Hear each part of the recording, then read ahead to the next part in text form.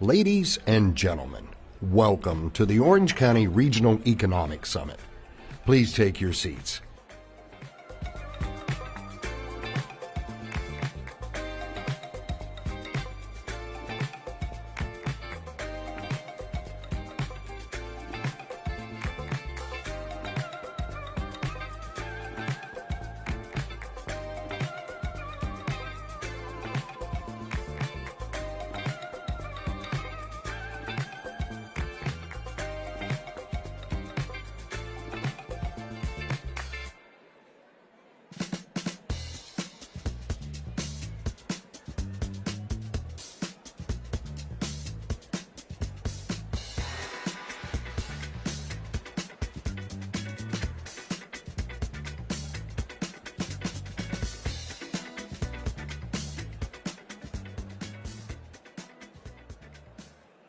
Please welcome Vernon Rainwater, Chief of Staff of Full Sail University, to the stage.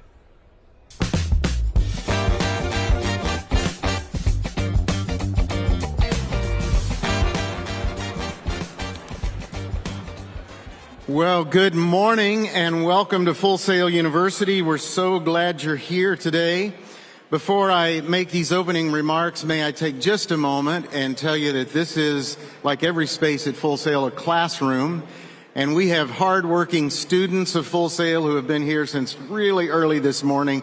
Would you let them know that you recognize what they're doing and appreciate them?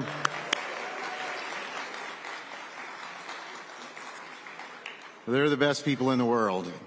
So on behalf of Full Sail University, it's my honor to welcome you all to this 2025 Regional Economic Summit here in Orange County.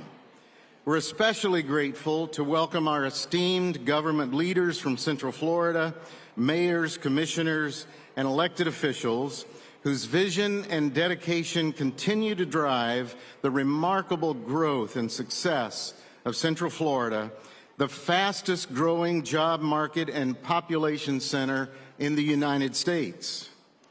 Over the course of today's summit, you will engage in dynamic discussions led by top regional leaders, including Mayor Jerry Demings of Orange County, Mayor Buddy Dyer of Orlando, and commissioners from Osceola and Seminole counties. Our agenda features insightful panels on the future of economic development, highlighted by a keynote from Kevin Bolin of KPMG on AI and aerospace innovation.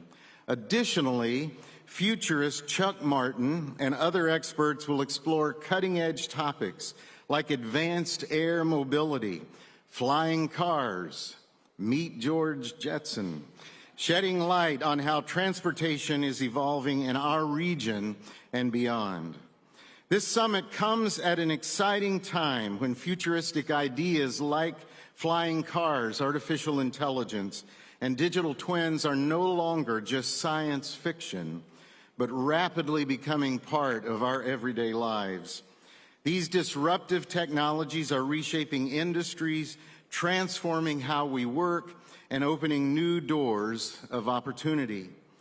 But today's conversation goes beyond technology alone. It's about how we adapt, collaborate, and innovate together to prepare our workforce, businesses, and communities for what lies ahead. At Full Sail, we are deeply committed to advancing education and training that empowers the next generation of leaders and visionaries to thrive in this dynamic economic landscape. So thank you all for joining us in this important dialogue. Together, we look forward to shaping a prosperous future for our region and beyond. Thank you.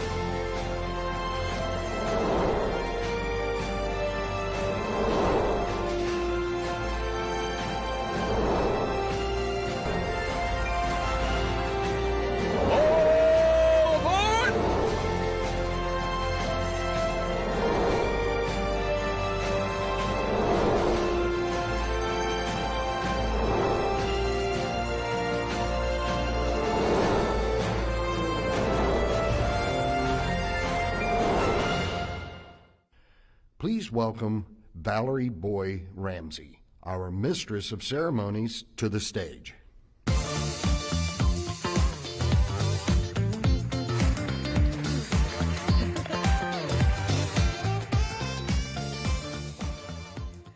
Hi, everyone. Welcome to the Orange County Regional Economic Summit. My name is Valerie Boy Ramsey, and we are so happy you can join us today as we talk about the future of our growing economy.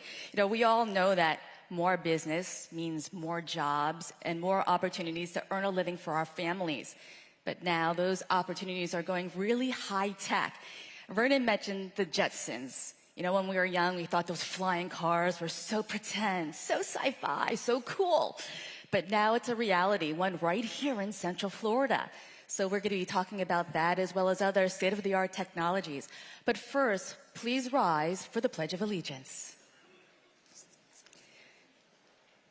I pledge allegiance to the flag of the United States of America and to the republic for which it stands, one nation, under God, indivisible, with liberty and justice for all. Please be seated. Now, you'll notice there's two screens on either side of you. We're going to be having some QR codes there, and those codes will take you to our digital program as well as to closed captioning. So just take a moment to snap on that and upload that. Now, we do have a few elected officials that are expected to be with us today, and if you are here, please rise when I call your name. State Representative Anna Escamani, Mayor Jerry L. Demings. I know he's in the back room. Commissioner Christine Moore. There you are. Commissioner Myra Uribe. Commissioner Maribel Gomez Cordero. Commissioner Kelly Martinez Zemret. School Board Member Angie Gallo. Orlando Mayor Buddy Dyer. I think he's in the green room. Orlando Commissioner Shan Rose. Vice Chair Brandon Arrington out of Osceola County. I think he's in the green room too. And then Seminole County Chair Jay Zimbar. So thank you to everyone. Also, today's summit would not be possible without the support of our sponsors and community partners. Thanks to Full Sail University for hosting this economic summit, and to the staff and students working on this production today. Yes, you'll notice we have some very young faces in the back. This is also a learning experience, so please give a hand to that production crew. You got this. And thank you to Vernon for that wonderful opening. Also, thanks to our featured sponsor, Advent Health. Please make sure you visit their sponsor table in the lobby. Now, I'd like to recognize the sponsors here on the screen: Career Source Central Florida, Duke Energy, KPMG, Orlando Economic Partnership, Orlando Health, Plug and Play, Universal Orlando, Valencia College, Bars on Demand, and Cocktails Catering. So thank you for that. Okay, so our first guest oversees more than 8,000 Orange County employees and a balanced budget of $8.4 billion. His goal is to make the county the experimental prototype community of tomorrow. From affordable housing to transportation and the environment, he's passionate about addressing the issues that matter most to residents.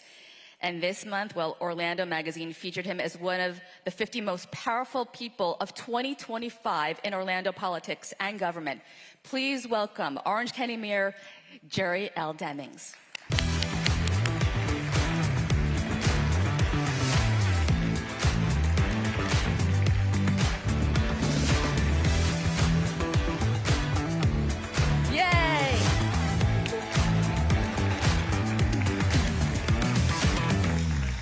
Oh, you're welcome.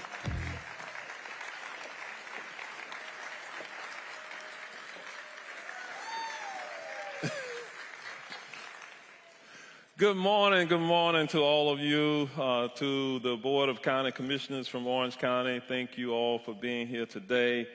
Thank you all for joining us now for this Regional Economic Summit. We do have a great agenda planned for you today.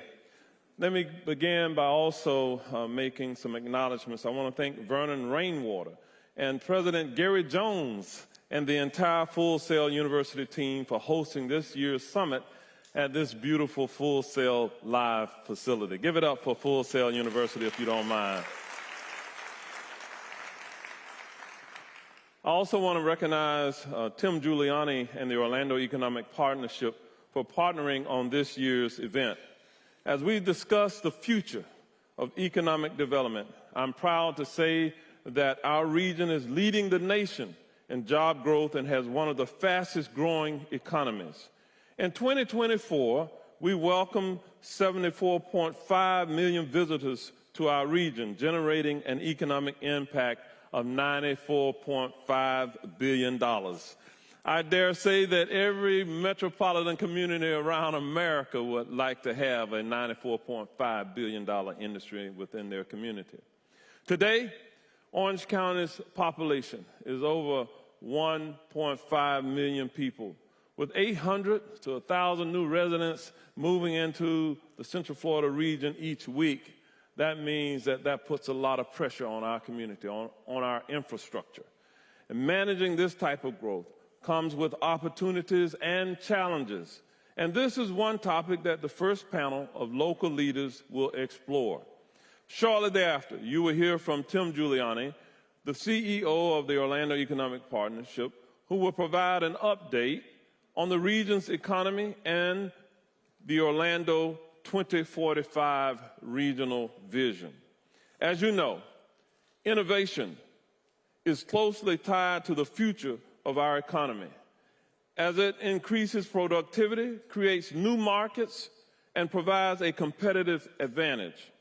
In Orange County, we are proud to have the $6 billion modeling, simulation, and training industry at the UCF Research Park, which enhances our defense capabilities and transforms healthcare, life sciences, sports, gaming, hospitality, and engineering.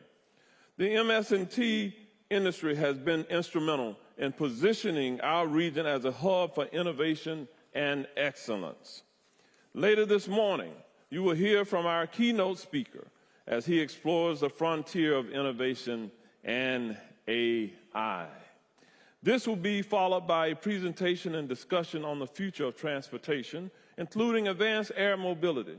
Yes, as you heard before, the flying cars, the age of the Jetsons is now upon us.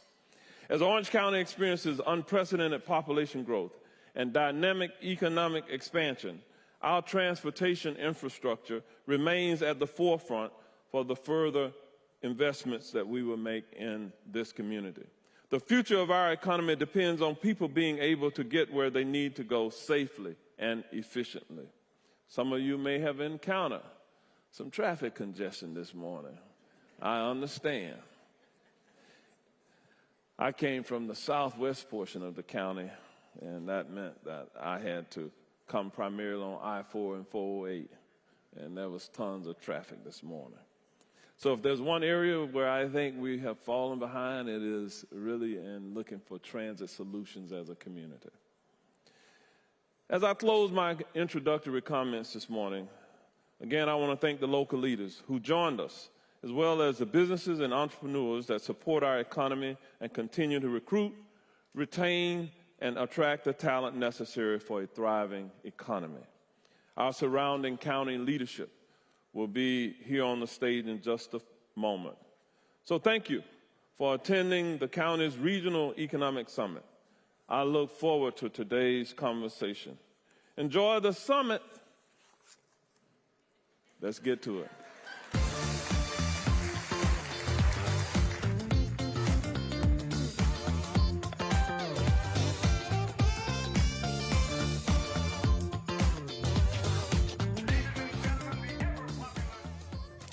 Thank you, Mayor Devings. Now I'd like to introduce our moderator who will be leading our regional leadership panel.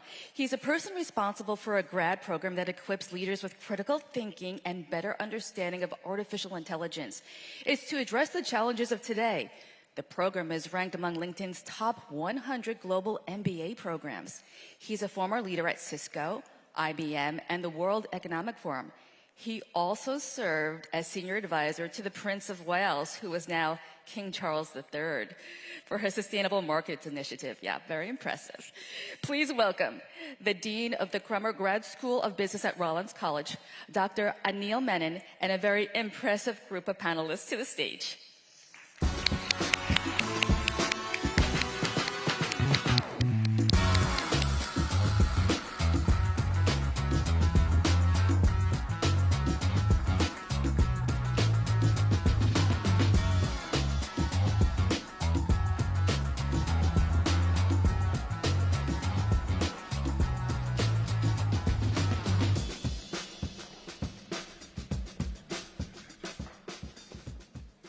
Good morning. Good morning. They don't seem too excited to see you. All right. Try again. Good morning. Good morning. Now they're excited. So, as we were preparing for this panel, two things came to mind that you all probably know who these individuals are.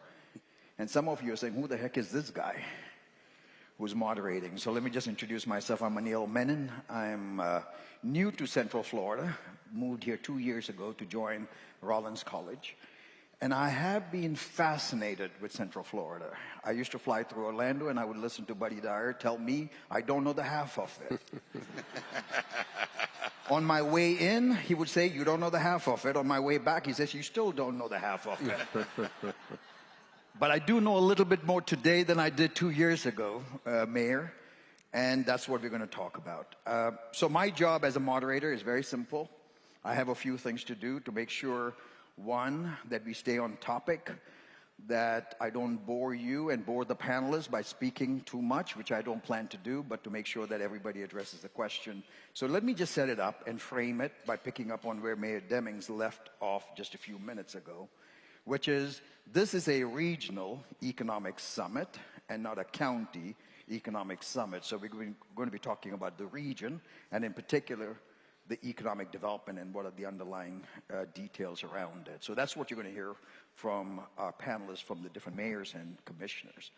The second thing is to make sure that I focus on topics that's of relevance to you and to the region. And the third one is to make sure we move this along and hit the 45-minute mark. And the one that scares me the most is making sure we do hit that mark, because the person who scares me the most is sitting here somewhere. I don't want Roseanne Harrington coming to me and saying, you screwed that up. So I have that as my mission. That's my only mission, is to make sure Roseanne doesn't come to me and tell me, next time you're not showing up here. Let me start with what Mayor Demings said. I think everybody in this room knows that Central Florida is the fastest growing region in this state, and this state is the fastest growing region, or the state in the country. And we are 16 now GDP, I think, wanting to move to the top 10 GDP. We already beat Saudi Arabia. I mean, when you put it in that perspective, suddenly it makes a big difference when you're larger than Saudi Arabia. And it is in that context that I want to start by positioning what we are going to discuss for the next 45 minutes or so, or 40 minutes, which is the statistics that you heard from Mayor Demings. 800, and I like the way he did it, 800 to 1,000. Like, you know, that's not much of a difference, but 800 residents a week moving into this region means we have to build a Winter Park or an Oviedo every year, or a Kissimmee every 2 years. And you got to invest in it before the people start paying the property taxes. And you have unfunded mandates that you have to accommodate, because otherwise they'll be complaining about the traffic jams on I-4 and the school systems and the security system. So this is the challenge that these individuals and their colleagues in the other counties have to deal with on a daily basis. When you talk about the 75 million people coming in as tourists, they're coming in, they expect a certain kind of services, and 94 billion is a great thing, but you also have to have an infrastructure for that, which far exceeds the population of your place. Then you have Commissioner Harrington, who's spending 80% of his budget just on public services. This is what is exciting about this place, is that you see the growth, you're excited by the growth, but it's happening because of the discipline and the operational skills of the management team that is being led by the four leaders we have here. So I just want to introduce you, just say how I look at these four individuals and what makes me really impressed with their background and their skills. Mayor Demings was made regionalism more than a slogan when he changed the name of this particular summit from Orange County Economic Summit to the Regional Summit. So building true partnerships, and the platform has been laid for the next mayor coming in to build on and to build upon. You have Mayor Buddy Dyer, who's been around for quite a while, and his leadership has kept Orlando's urban core vibrancy and connectedness, proving that density can drive opportunity. Then you have Commissioner Jay Zimbauer, who I was told before I met him, one, he's got great boots, and he told me today he's got 87 of them. Yeah, he does have 87, and he's got a pattern of how he decides what to wear. But he also has built on Seminole's 4-decade tradition of voter-approved infrastructure funding, managing it as a platform. We'd like to hear more about that from you. And then, of course, Commissioner Harrington, who leads the fastest-growing county in America, and his challenge is not growth, but sustainably managing that growth. So those are the things we're going to talk about. So I want to start first by maybe going down the line here and starting with you, our host, Mayor Demings, to give us a sense of an update, because people would want to know if you can give us an update of where we are. You've already done a little bit, but maybe expand on that. And then I'll go down the line, and then I'll come back and say, what do we need to collaborate, and how can we go forward to build on what you have already done and built on? Well, let me just begin by saying that overall, our economy is healthy. We're doing well. But it does have its challenges when you are growing as quickly as we are. The challenge of keeping your hair color the same. I look at this picture here, you know. At least you have hair. Yes. But in all seriousness, we want to make certain that we grow in a healthy way, that we are taking care of God's green earth while we grow. And so for our county and for our entire region, sustainability is important, which is one of the reasons why, as a county, we committed to spending $100 million over a 10-year period of time to increase the preservation lands that we own. We have a robust sustainability plan that we have put in place to help us to create the map, the plan with how we will grow. We look forward to getting our Vision 2050 plan moving forward. Hopefully there will be some modifications in state law through Senate Bill 180 that passed. We are very optimistic that the legislature will fix the imperfections within the law that exists today so that we can move forward. That impacts all of us here within the region. But our economy is strong. A good indicator is visitations, and as I talked earlier, that 73.5 million, almost 74 million visitors that come here has created a great revenue stream for us. This year, we will conclude the year with somewhere between $370 to $380 million in tourist development tax revenues. Those revenues have been reinvested in our community to improve the overall quality of life, to improve the cultural arts within our community, to build facilities, amenities like the Dr. Phillips Performing Arts Center. A portion of those revenues have gone to that. To expand our Orange County Convention Center, which is a $4 to $5 billion economic engine unto itself. To expand Camping World Stadium, where we have world-class football and other sporting events that come to our area. We have hosted the NFL Pro Bowl for several years in a row, world-class soccer events here within our community, and other concerts, the Electric Daisy type concerts. I've seen Tim Giuliani on the way to the Electric Daisy several years in a row. So it's vibrant for our community. We have new businesses investing in, and from a regional perspective, you're going to hear from my colleagues here on the stage today who are going to talk about what they're doing to help diversify our economy.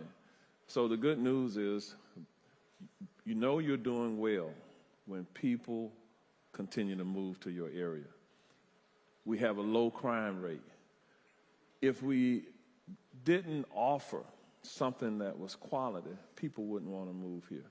So I'm highly encouraged as we talk about this today, what we will do to continue managing the economy and diversifying this strong economy that we have today. Thank you. Mayor Demings, and by the way, you talked about the art, and later this afternoon, we are going to be launching the Innovation Triangle up at Rollins. So thank you for your support for our art museum and your enduring and steadfast support.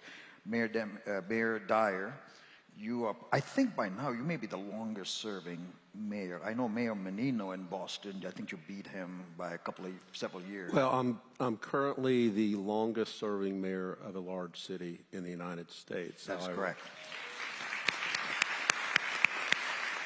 And I know both of you are not going to be coming back next time. So let me first say thank you to both of you for your long-serving commitment to the community and for your service. Thank you. And Mayor Dyer. I was going to say, Doctor, though, we did have a mayor from Apopka. He served 48 or 50 years. So I don't think anybody will be breaking that record anytime soon, Mayor Land. You know, but when you're in a big city, you feel like it's 48 years when you do 2 years of it in today's world. Yeah, but I tell all my mayor friends at U.S. Conference I'm the happiest mayor in America. And I am. The 2 COVID years, not so much, but all the other years have been fantastic. Maybe you can spend a few minutes and just tell us. Hold on, I do have to school you on one thing, because I know Brandon was going to do it otherwise. It is Kissimmee. Kissimmee. Not Kissimmee. Kissimmee. My excuse is I'm new. I can even go for one more. I was born in India. This is how we pronounce. But no, Mayor, I And you're not the first to make that mistake. Is it? Okay. Good. Thank you. Please give us an update on the city that you're leaving behind for the next mayor, and both the positives and what you see as not only the exciting but also the potential of what we should be doing collectively. You know, the biggest positive that we have in our community is, this is a good example of it right here, is the collaboration and partnership we have throughout the region. And I talk to a lot of mayors, and that's not the case all over the country. And sometimes we take that for granted. So our by far biggest challenge is, as Mayor Demings has said, is the growth, and it's been that way for a number of years. So that gives us opportunities, and I talked again to other mayors that are on the other side of that equation where they're losing population, or at least they're not gaining population. So knowing that we're a place that people want to live, that want to work, we've created that quality of life.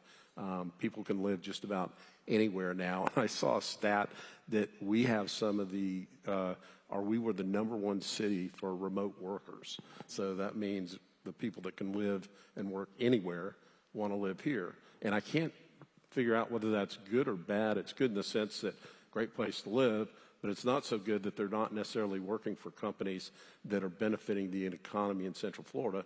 They're simply here buying houses and helping increase the cost of housing in our community. But I'm going to take the positive side of that in any event. So when you think about the growth challenges that we do have, we're doing almost everything regionally about that. So if you look at the Expressway Authority, Lynx, Sunrail, they're all governed by multi-jurisdictional boards of directors. So we are working cooperatively on the issues of growth and everything that's involved in them. So I think that's the biggest positive we have for our community. And then we work with the Economic Development Commission, OEP, and just about every entity that you can think of. So we have some uphill forces now. Our state government's attacking the local governments. Federal government's not necessarily in sync with us, but I believe, whether we're Republicans or Democrats at the local level, we all work great together. Great. Chairman Zimbauer, you and I spoke about your infrastructure tax and the way you did that in Seminole. But the thing that I've heard consistently about Seminole, about your leadership, they'll say they are the fiscal consciousness. They always talk about how are you going to afford that? The growth is good, but how are you going to afford it? But behind that is a quality of life. And this is something that I would love for you to speak to, which is you have a different priority in some ways as a county, but it also matches with the overall regions. So maybe you can speak to that, and also then I'll go to... We do, and we find ourselves in Seminole in collaboration with our partners through the region in a little different place, only from the aspect is Seminole County is the 4th smallest landmass county in the state, but the 3rd most densely populated. But long before now, our decision makers and our citizens were wise enough to put a referendum to preserve a certain amount of land on the eastern side of our county. So approximately 1/3 of our county on the eastern side is reserved for 1 home per 5 acres or 1 home per 10 acres. And that was all a great idea when all that happened. But now the growth is built to the point where Seminole County does not have any large tracts of land for development. So we are focused on the infrastructure and the spine of our county, which is the 1792 I-4 corridor, on redevelopment initiatives in those areas. But we don't have the ability like Osceola and Orange still has with massive growth. Any growth that's really going to happen in Seminole County is going to be vertical in and around our cities where the infrastructure is. The entire 1/3 side of our eastern boundary has no infrastructure. We have the Wekiva Spring watershed area, which is up in the northwest corridor, which is also protected. So we're pretty concentrated in the center. But we understand and realize that a good portion of our population commute and work into Orange County, City of Orlando, and Osceola County on the I-4 corridor. So the collaboration is important for all of us to be working together. And we all have our own little nuances of what's going on in our community. But that's why people want to come to Central Florida. You've heard the collaboration, regardless of party affiliation. This group of folks are truly working for the best interest of the citizens of this entire region. And it's already been said, you don't find that to be common as you work your way around this country. And I think that's important because the reason that people come here is because the quality of life in all these counties and working together and having the ability to live in Osceola or in Seminole and commute to arts and programs in the downtown Orlando area. And we have to continue to collaborate and shape that for the future. We owe it to the next 2 generations to understand that the decisions we make today, if not done properly, will be very tough decisions to make 30, 40, 50 years from now. And that's why it's important that we've all endeavored upon our long-term strategies and developments and our 2040, 2050 plans. But we don't need state interference on preemption to cause us the added costs. The governance closest to the people is the best for the people. It certainly does not come out of Tallahassee. We try to collaborate as much as we can. We collaborate with our leaders up there. And I think eventually we'll have some calming and more collaboration for the right reasons. This polarization that we see, I think will ultimately come to an end. But we really do find ourselves in a good place here in Central Florida with the collaboration of these counties. And I also want to take a moment and thank the mayor for putting this together and kicking this off. Thank you very much. Thank you. And I promised you, when you mentioned Tallahassee, I'm not going to mention the term CFO. With that, let me turn to Vice Chairman Arrington. You, in many ways, have your growth, but the challenges, we talked about the 80%, but for Orange County and Orlando's growth, you are extraordinarily important and your county is extraordinarily important. Maybe you can speak a little bit about that. And then I want to talk about the collaboration and infrastructure models. And we'll talk a little bit about the unfunded mandates and the implications of that. Perfect. No, it's a great point. And as Jay was saying earlier, obviously, Orange County, Orlando is the hub of Central Florida. There's no denying that.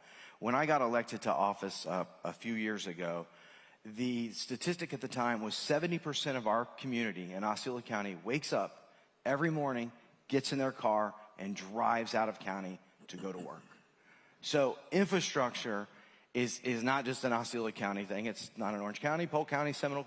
It's a collaborative effort that needs to happen. And I say that because I drove here today on 417.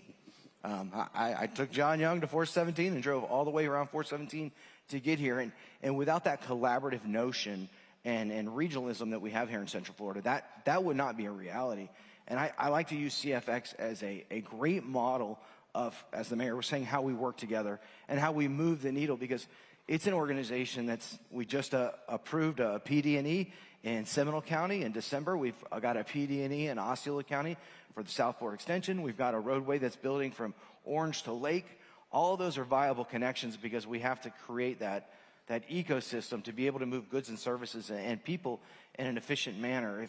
If my residents have to drive an hour and 15 minutes a day to and from, that's time away from their families. That's time away from pursuing further education.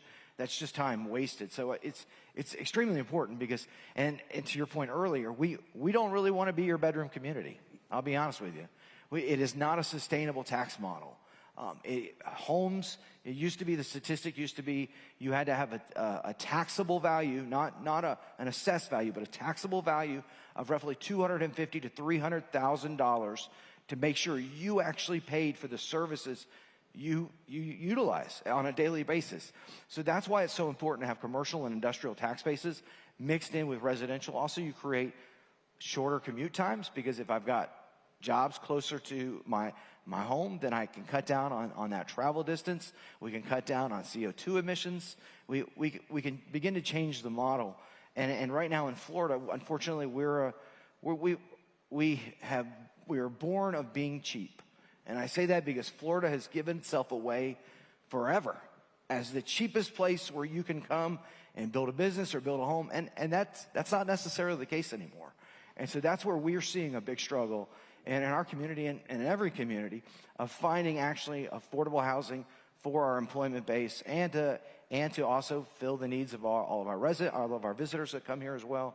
So it's a continuing challenge. And even with $4 billion worth of infrastructure being planned and going on work right now in Osceola County with CFX, the Turnpike Association, DOT, and also our own road programs, we're still $1 billion short on the infrastructure needs in order to meet what our demand is today.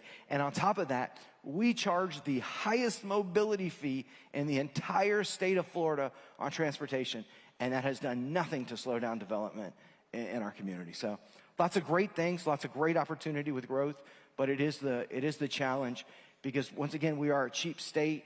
I used to ask this question all the time: when was the last time the state of Florida built a new road? Exactly. Exactly. And so it's left to local governments to do that, to build those corridors, to create those new opportunities. And that's why it's so important to have that regional aspect and to have a group like CFX here in our community. I don't think people understand the value of that on a regular basis. So I want to pick up on that, because you all have brought pieces up. We talk about cooperation, you talk about collaboration, you talk about unfunded mandate, you talked about CFX. I know I spent some time with CFX, and I think that's an extraordinary institution that you have here, and not too many people know or appreciate the serious business model behind it, which is great in my opinion. So I want to switch it a little bit, which is, you talk about the issues and we talk about the region. Just by way of, just very quick, for 20 years, my entire work at IBM and Cisco, and then before that and after that, was around economic development and the role of technology. So AI and IoT and everything else. And I ran globally smart cities, which is how I got to know Mayor Dyer when we were doing things in Orlando. So I've studied regions, smart regions, whether it's in Skolkovo, whether it is the Research Triangle, and then I go back to our home base, which was Silicon Valley. And I would travel with John Chambers, and almost every president or CEO would ask, how do we create a Silicon Valley here in this country or this region? And the first time he gave some answer, but then one day he said, I'm going to give a clear answer. And he said, you need 5 things. And that's what I want to talk about here. First one, he said, you need great weather. Second one, you need great university anchors. Third, you need an entrepreneurial investment system. Fourth, you need an entrepreneurial risk climate. And fifth, you need collaborative infrastructure. And very often, 2 out of 3 is not going to cut it, or 2 out of 5 is not going to cut it. You need all 5 to work together because it's the weakest link.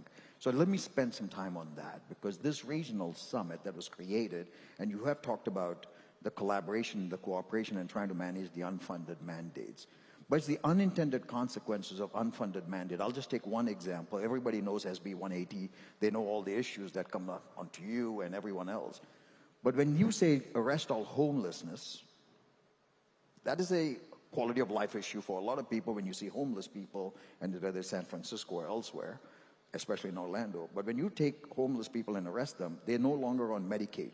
Now it's a county expense. And you've suddenly burdened the county and the city budget with policing. That means you have to hire more police, with the public services. And how do you manage growth for the quality of life? That's the life that you all live, which most people don't recognize or realize. I want to spend a little bit on that as to how do you all handle unfunded mandates, and is there a better way of going at it rather than trying to control Tallahassee or resenting Tallahassee or the federal government or whatever it is? There has to be a better way, which is much more on a collaborative infrastructure manner. Maybe you might offer your thoughts on what could be and what you already started, what you could build on. Okay. From my perspective, we cannot solve the housing affordability challenges without also solving the transportation or the transit challenges. In order to build smart communities, we need to make certain that we are building the infrastructure where there are transit hubs in the job centers so that we can work to get people to move around more efficiently within the community, where they can live where the job centers are, that takes cars off the road, that's more environmentally sensitive because we're not sitting in traffic, we're not creating negative emissions because of cars primarily today powered by gasoline-powered engines just sitting there. That causes damage to our overall environment. But I also think that with a regional collaborative, we can come up with a better infrastructure because the public, the motoring public today primarily get around in this community by a single automobile. We have a commuter rail system that is not robust enough. You know, that 61 miles runs between all of our counties, and we work through the Central Florida Commuter Rail Commission to manage that in partnership with the state of Florida. But I know that every great community around the world has a true mass transit system that goes to all quadrants of its community, and we don't have that. And that's where we encounter resistance from our residents to tax themselves because they don't see themselves in the narrative of the story of benefiting. And so we've been working across our region to deal with that. All of us, the local governments represented here today, contribute to that solution. But we do need the private sector to step up to the plate to help build the system. We need the philanthropic sector to step up to the plate. When we talk about infrastructure, in 2021, we estimated that just in Orange County alone, in order to improve the transit to the level that would adequately address the inefficiencies that we have in our system, it would be a $21 to $22 billion cost.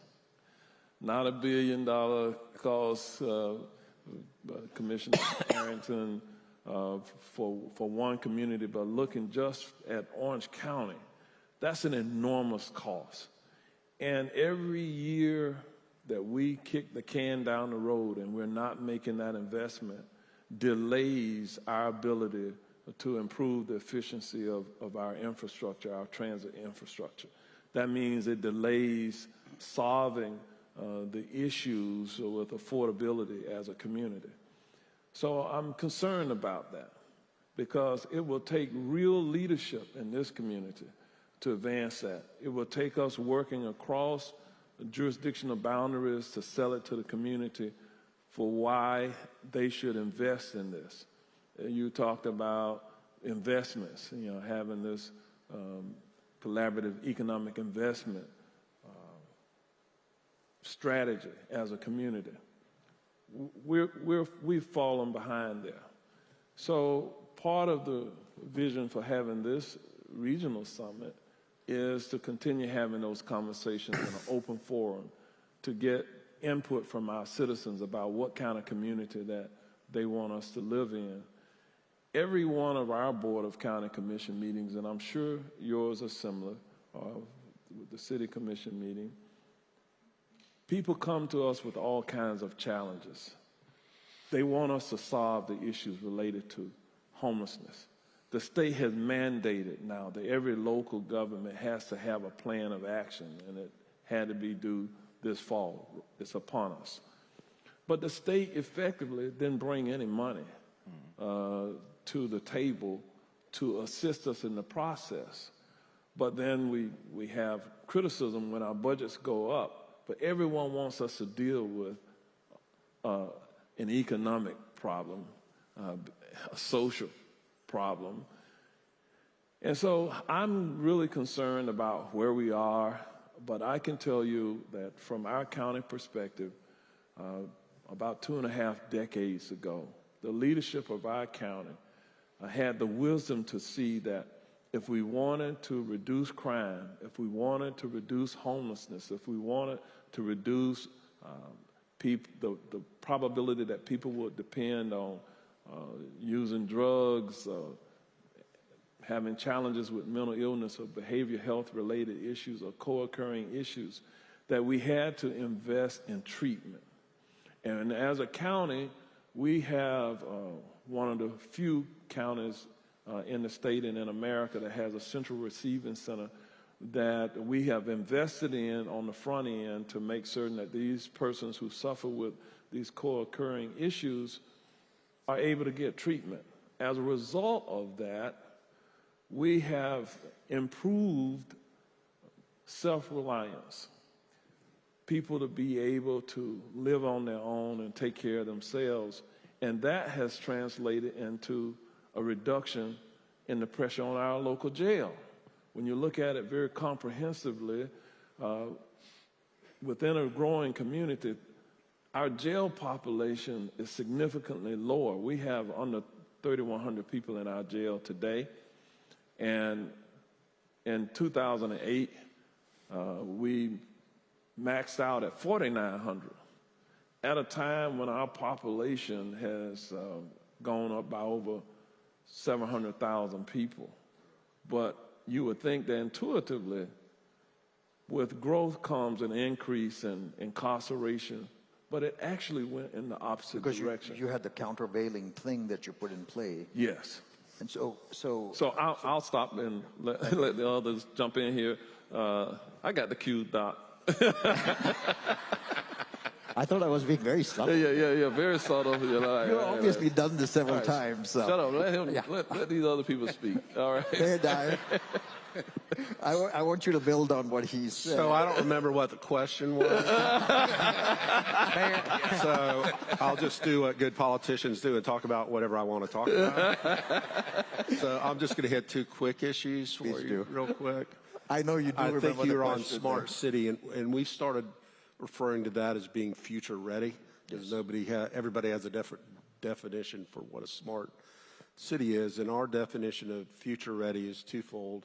It's that the city itself and the services it provides is future ready and adaptable to any type of technology that may come forward. But second is creating an ecosystem where the companies of the future can adapt as well. So we're probably not going to have time to talk about eVTOL and some of the other things that we're looking forward to. But we want to be a region or a community that as technology advances, we're the ones advancing with it. And that'll make us dominant as a region in the future.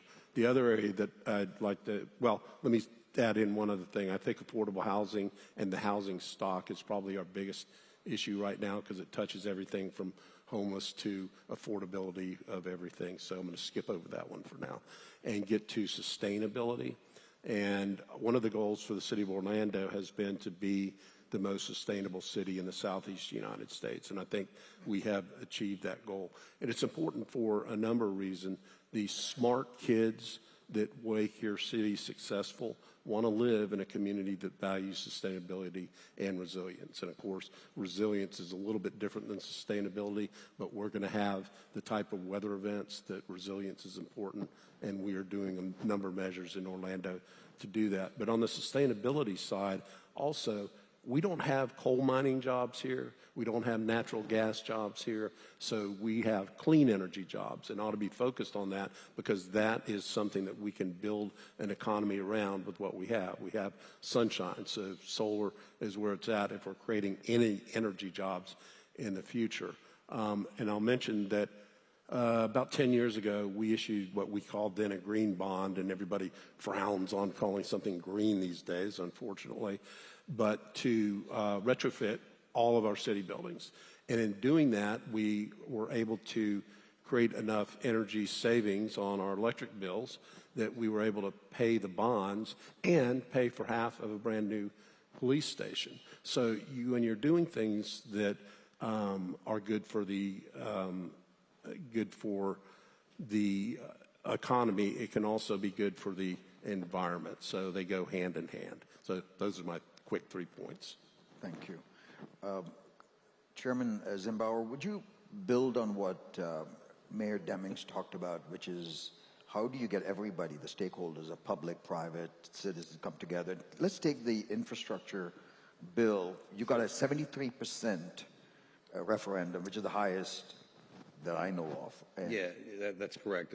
This past year, Seminole County citizens decided at a 73% rate at the ballot to approve the 4th generation of the 1-cent sales tax for infrastructure. It goes back to what's been talked about here already, collaboration. In our case is Seminole County has had this now 30, now we're going to go for the next 10 years, it'll be 40 years. That has allowed our county to do so many things without having to wait on decisions at a state level or federal level. By example, there are 3 roadways, state roadways within Seminole County that would not have been improved if the county did not actually loan the money to FDOT and front the money to get the project done in order to make that happen. That came out of the 1-cent sales tax. To give you an example, the ability to raise that money and have that money can be hugely leveraged. In Seminole County, from our last generation, $380 million came in. But we also received $175 million of grant funding. Had we not had the matching funds from the 1-cent sales tax, we'd have never received the $175 million of grant money. But the way that that works in Seminole County, and I believe it is through collaboration, the school board gets a portion, every city gets a portion with a interlocal agreement with each city. You get buy-in from the entire community. And what we've always struggled with is a dedicated, quote, transportation tax doesn't always get enough buy-in. We've seen that around this state over and over. We've seen it on the West Coast, over in the Tampa, St. Pete area, and then eventually it occurs. But if you are going to provide things for the school system, each and every city within your county, and everybody sees a tangible improvement, whether that be a new playground, a new park, a new trail system, new intersection improvements, that improves the quality of life across the entire landscape, and allowing for better schools is what drives your employers, your quality employers there. They want to make sure their employees have great schools to go to, and their children do, and engage the business community in helping push that narrative. And by that collaboration, we've been very successful, and I put it in the category of, promises made and promises delivered for the last 30 years, that we've told our citizens each project that we're going to do ahead of time based on the revenue that was expected to be generated. But we also have a category which is other projects. And we can use that because if we get federal dollars in matching, that can knock money out of other projects that can be reallocated to other places, including roadways, infrastructure, and all the things we're talking about, as well as basically anything for government use, whether that be a building, whether that be a fire engine, whatever it might be. We have a lot of latitude under the statute now. And the citizens in our county have been wise to do that, because to generate a penny and compare that to an ad valorem increase on the property tax would be a 1.3% increase in ad valorem to generate the same amount of money that the penny generates. In addition to that, 25 to 30% of that penny is paid by people that don't even live here. So, I always think about Mayor Demings, and I'm like, man, if I had that economic engine in Orange County, you know how much money that penny could generate? And it's a lot of money. So and therein lies an idea that could be done collaboratively as a cross-platform. Correct. And we could have that ability to collaborate with each region doing their own dedicated 1 penny or half penny, whatever it might be, and then utilize that to help the region as a whole. Be great. And Commissioner Harrington, how would you build on that for what you are struggling with down at Osceola? What lessons are you taking from? We in Osceola County, we have an infrastructure sales tax in place too that is very similar to Seminole County, with participation in the school district and the cities as well. But then again, you also just look at recent history, and I say recent history, whether that's Orange County, Osceola County, Polk County, Hillsborough County. Every one of these counties has independently gone out for another penny for infrastructure in our community. And as I tell everybody, traffic's not just bad here. Drive anywhere in the state of Florida. Go to Ocala and be freaked out at the amount of congestion you will see in Ocala. And so everyone along the I-4 corridor has gone out independently. And I know when we went out for our extra penny to try and move the needle, because Jay, you were right. The penny, it generates so much. And in Osceola County, it's 50 to 60% is paid by outside people from Osceola County. But what was interesting in Osceola County when we did it was the narrative, well, I'm not going to pay that extra penny. I'm just going to drive to Orange County to buy something. Makes no sense to me, but the exterior logic was this is what we will do. I have a belief that I think as a region, and when I say as a region, I mean the entire I-4 corridor should go out for a penny all at the same time. The idea is that all of us are behind the 8 ball when it comes to infrastructure and transportation. And also, the idea that when Orange County went out for theirs, it's amazing what it kicks off and the opportunity it presents. But my concern is what happens to the Sunrail operation? What happens to the Lynx operation? Does the big, beautiful benefit of that penny stop at the Orange County line? Does the Sunrail run nights and weekends just in Orange County? I mean, I'm excited if Orange County wants to pick up the bill for us. Right. We would love that. But I don't think that's a logical response. So I really think there's an opportunity for us as a region to really try and go after it, to tackle that hurdle, because as you heard from Mayor Demings, the amount of cost for mass transit opportunities. And at some point, we're all going to have to get out of our cars, folks. I mean, we're going to all need to move to different types of transportation. Seminole County is looking at microtransit and how that implements in our communities. But there again, without a reasonable funding source, we can never really move the needle. The big gripe about Lynx since I've been elected, and Mayor Dyer, you could probably affirm this, is there's no dedicated funding source for Lynx. So how can they plan? How can they look at expansion opportunities? The same thing with Sunrail. Everybody wants it. Everybody wants to go see a Magic game on a Friday night and go have dinner, or make it to Winter Park and have dinner. But if it's not running on nights and weekends, we can't utilize that. So, and here again, we live in a cheap state. Your property taxes are probably a third of what people in New Jersey pay for property taxes. You have no state income tax. When I lived in Chicago, there was a state income tax and a city income tax. So it's just, I think, a realization that we need to try and get together to move that big needle, if you will. I don't know. I think a lot of those have moved back here. I know, New Jersey. and now they don't want to pay what little they have to pay. And we don't have the snow. Correct. Yes. Correct. Listen, we could have done this for a little longer, but time is always the enemy of a great panel. I'm not quite sure whether Roseanne is going to call me back, because I know there were topics that I haven't covered, like property taxes, trim, but I always said when I was a professor 20, 40, 60, 100 years back, that just because you started talking doesn't mean the audience has started listening. Right. And just because we have stopped talking, which we will do now, doesn't mean they have stopped thinking. But what we have done is set up the stage for Tim Giuliani to come up to talk about 2045. And are we going to be having the same conversation in 2045? Or are we going to have a different conversation is what we have to do from here to then. So I want to say thank you to all of you. And hopefully this is the beginning of the conversation, but more than the conversation, beginning of the work. And it's not an episodic thing between this and the next summit. So if you're going to do an infrastructure, it is not just the policy, but the hard work. And we should create a platform for people to work together collaboratively so that we can drive the shared destiny that we have and the shared economic development. Thank you all. And again, I appreciate it. Thank you, Dr. Menon. Thank you. And the Powerhouse panel. Thank you. Wonderful insight. Give them a hand. Great job. I know now they're heading to a press conference to talk to the media. You're going to see some of our elected officials getting up to go to that press conference now as well. So our next guest has helped attract over 30,000 new jobs to the area, creating more than $3 billion in annual payroll and capital investment. His work with other community leaders has led to the Florida Semiconductor Cluster.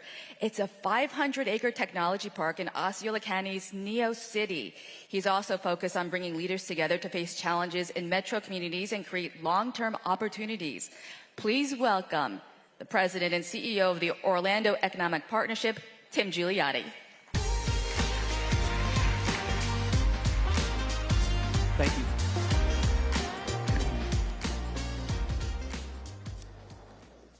Okay, well, good morning, everyone. Thank you.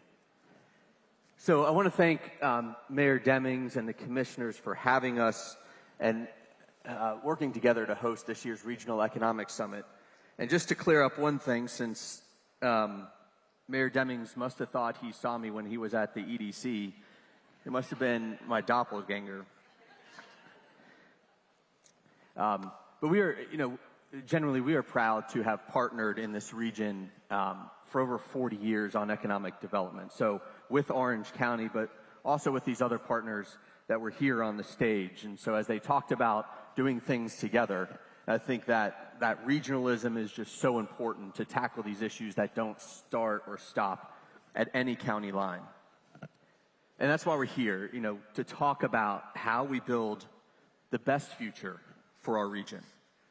It's clear we know we're one of the fastest growing, if not the fastest growing, metropolitan area in the entire country. And obviously they described some of the complex challenges, but they probably could have gone on another 3 hours.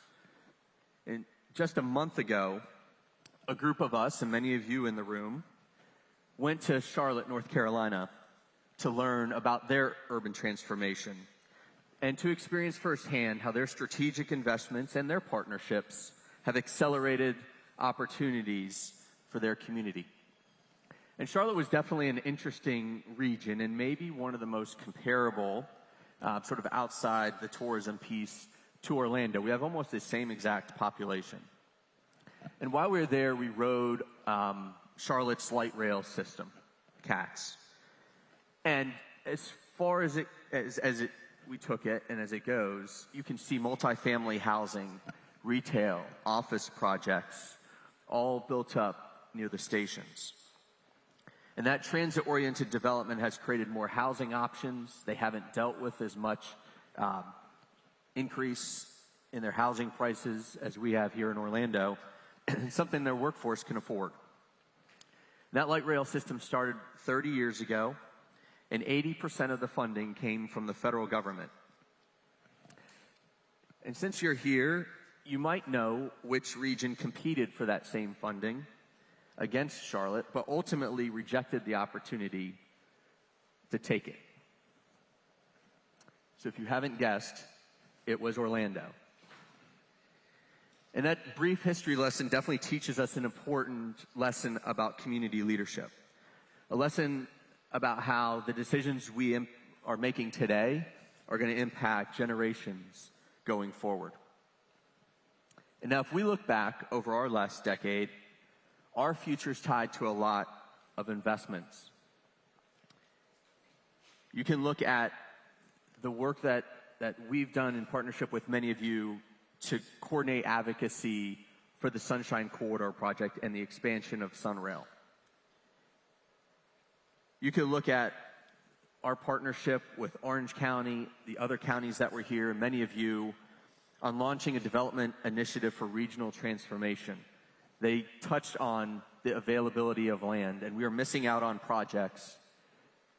And so how do we look forward for multi-generations going forward of where that growth is going to occur and where those jobs are going to be?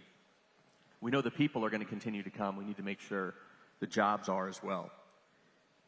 And then attracting companies. You know, Research Park is one of those examples that has fueled this #1 place for population growth, #1 place for job growth, and importantly, #1 place for GDP growth. And when it comes to job creation as part of that, since 2017, the organization has worked with our local partners to support 220 company relocations and expansions that have created over 3,500 new jobs and attracted over $4 billion in capital investment to Central Florida. And when you look at the impact of those numbers, in the most conservative terms, focused only on the new direct jobs, so we're not talking the indirect or the induced jobs, we see a $14.11 return just in new tax revenue for every dollar invested annually. So that investment that we're making as a region in economic development is helping our local governments pay to keep up with this growth and to keep a high quality of life.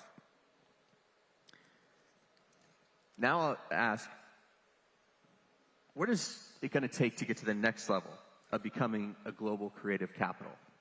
How do we move forward? We got to think in long terms. So think in 20-year terms. Will we be a vibrant, thriving community with lots of neighborhoods, with residents, retail, restaurants, recreation? Will we be fully connected? Will we have cutting-edge planned urban communities built up, not just out? High-growth industries, great venues, entertainment, sports, arts. That sounds like it could be a great place to live. And so how do we get there? If you haven't been part of the process over the last 2 years of developing this vision, I want to take a minute to go through the pillars of 2045 at a high level. So after engaging over 900 stakeholders and leaders in our community, including hearing from over 500 residents, the 3 pillars that support the vision are first, transforming into a top 10 innovation hub. The second is creating a region of 15-minute cities. And the third leg is becoming the #1 place to live in America. So I'm going to spend a minute on each. Orlando ranks currently 17th in Millikan Institute's 2025 Best Performing Cities. It does place us in the top 10% nationwide.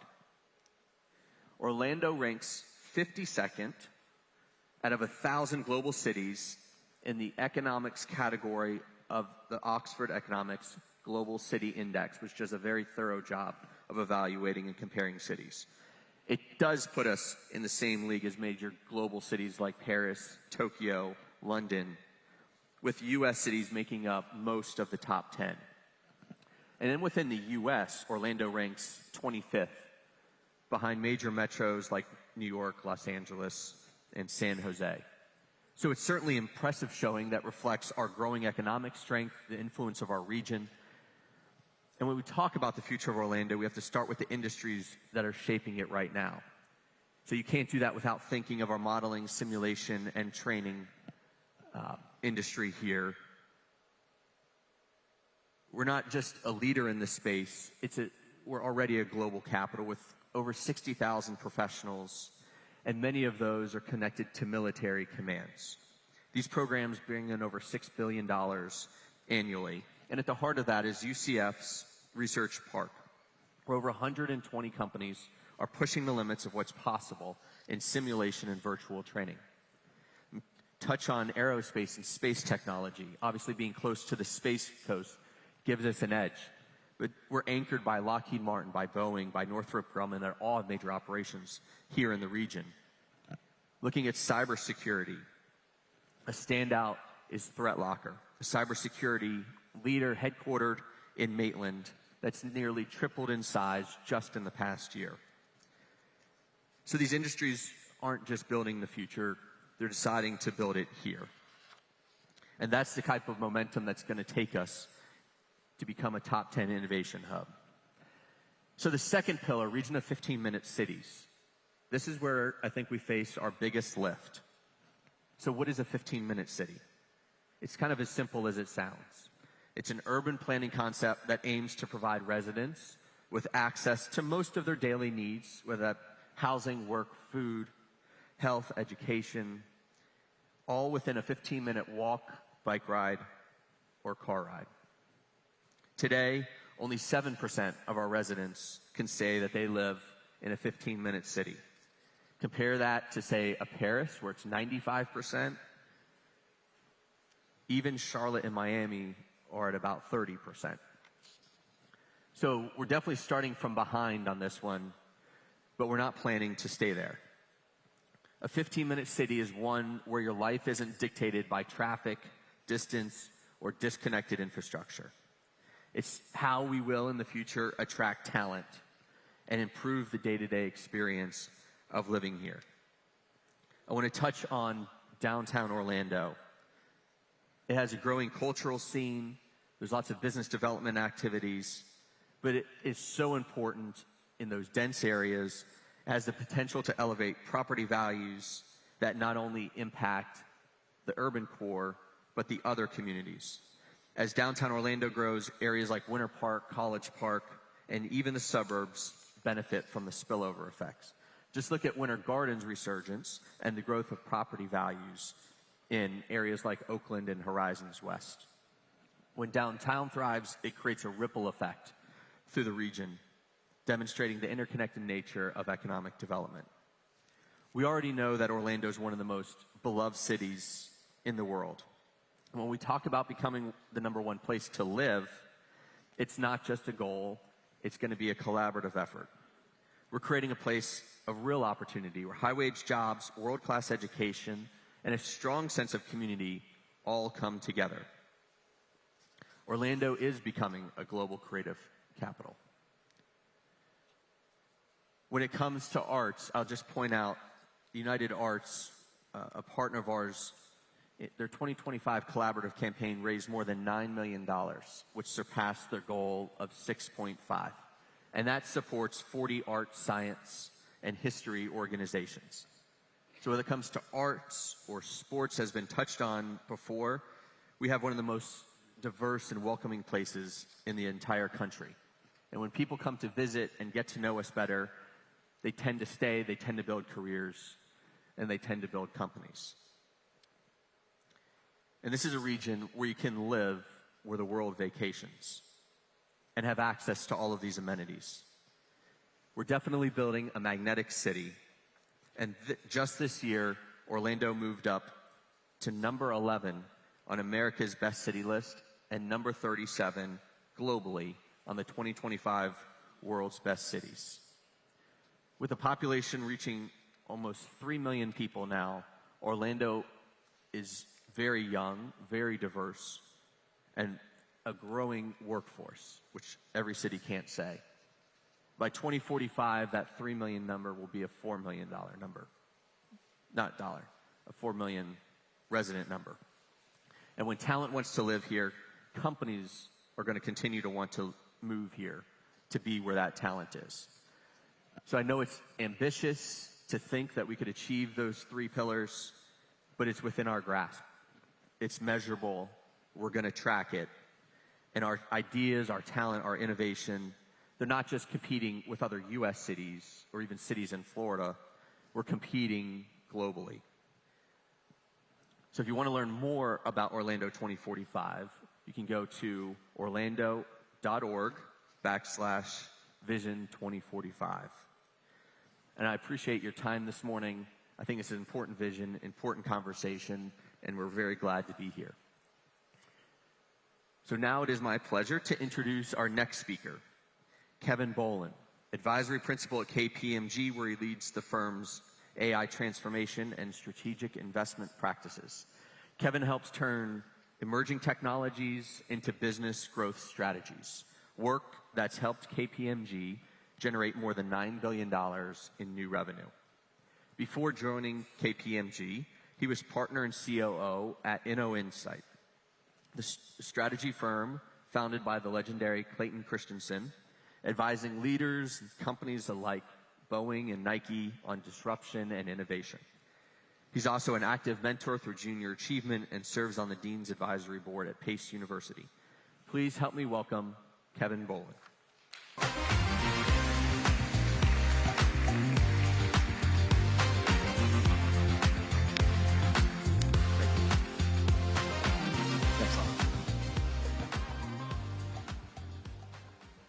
Thank you, Tim.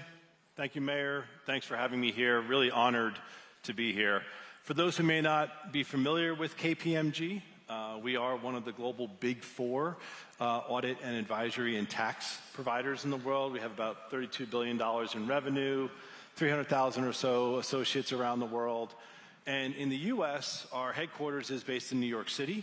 But a few years ago, we launched what we dubbed our cultural headquarters here in Lake Nona, where we launched our Lake House training facility, where every one of our U.S. associates comes for at least a week, maybe even 2, during every year to come in and learn more about KPMG, the markets that we serve, the client opportunities that we have, the new technologies that we see in the world. So I have an opportunity to come down here, usually once or twice a month from my home in Boston, to speak with those new associates and kind of work them through the transformations that we're all living in. So from my own background, I spend most of my time in the advisory practice, working with our clients, working with our own teams, looking at what's reshaping the markets that we all serve. What service and support does KPMG need to provide our clients to help them manage through that transformation? And how do we bring those same capabilities into our own environments to make sure our people and our services stay at the cutting edge? So it keeps me on my toes, keeps me busy along the way. I spend a lot of time kind of looking out at the edge. I go to Silicon Valley on a regular basis. I attend a lot of conferences like this to kind of hear, what are people focused on? Where's the energy? Where's the drive? Where's the innovation? Where's the funding coming from? Where are people exploring the boundaries of what's next? And then I have the interesting job of trying to translate that into what do we have to care about first? Because it's a broad list.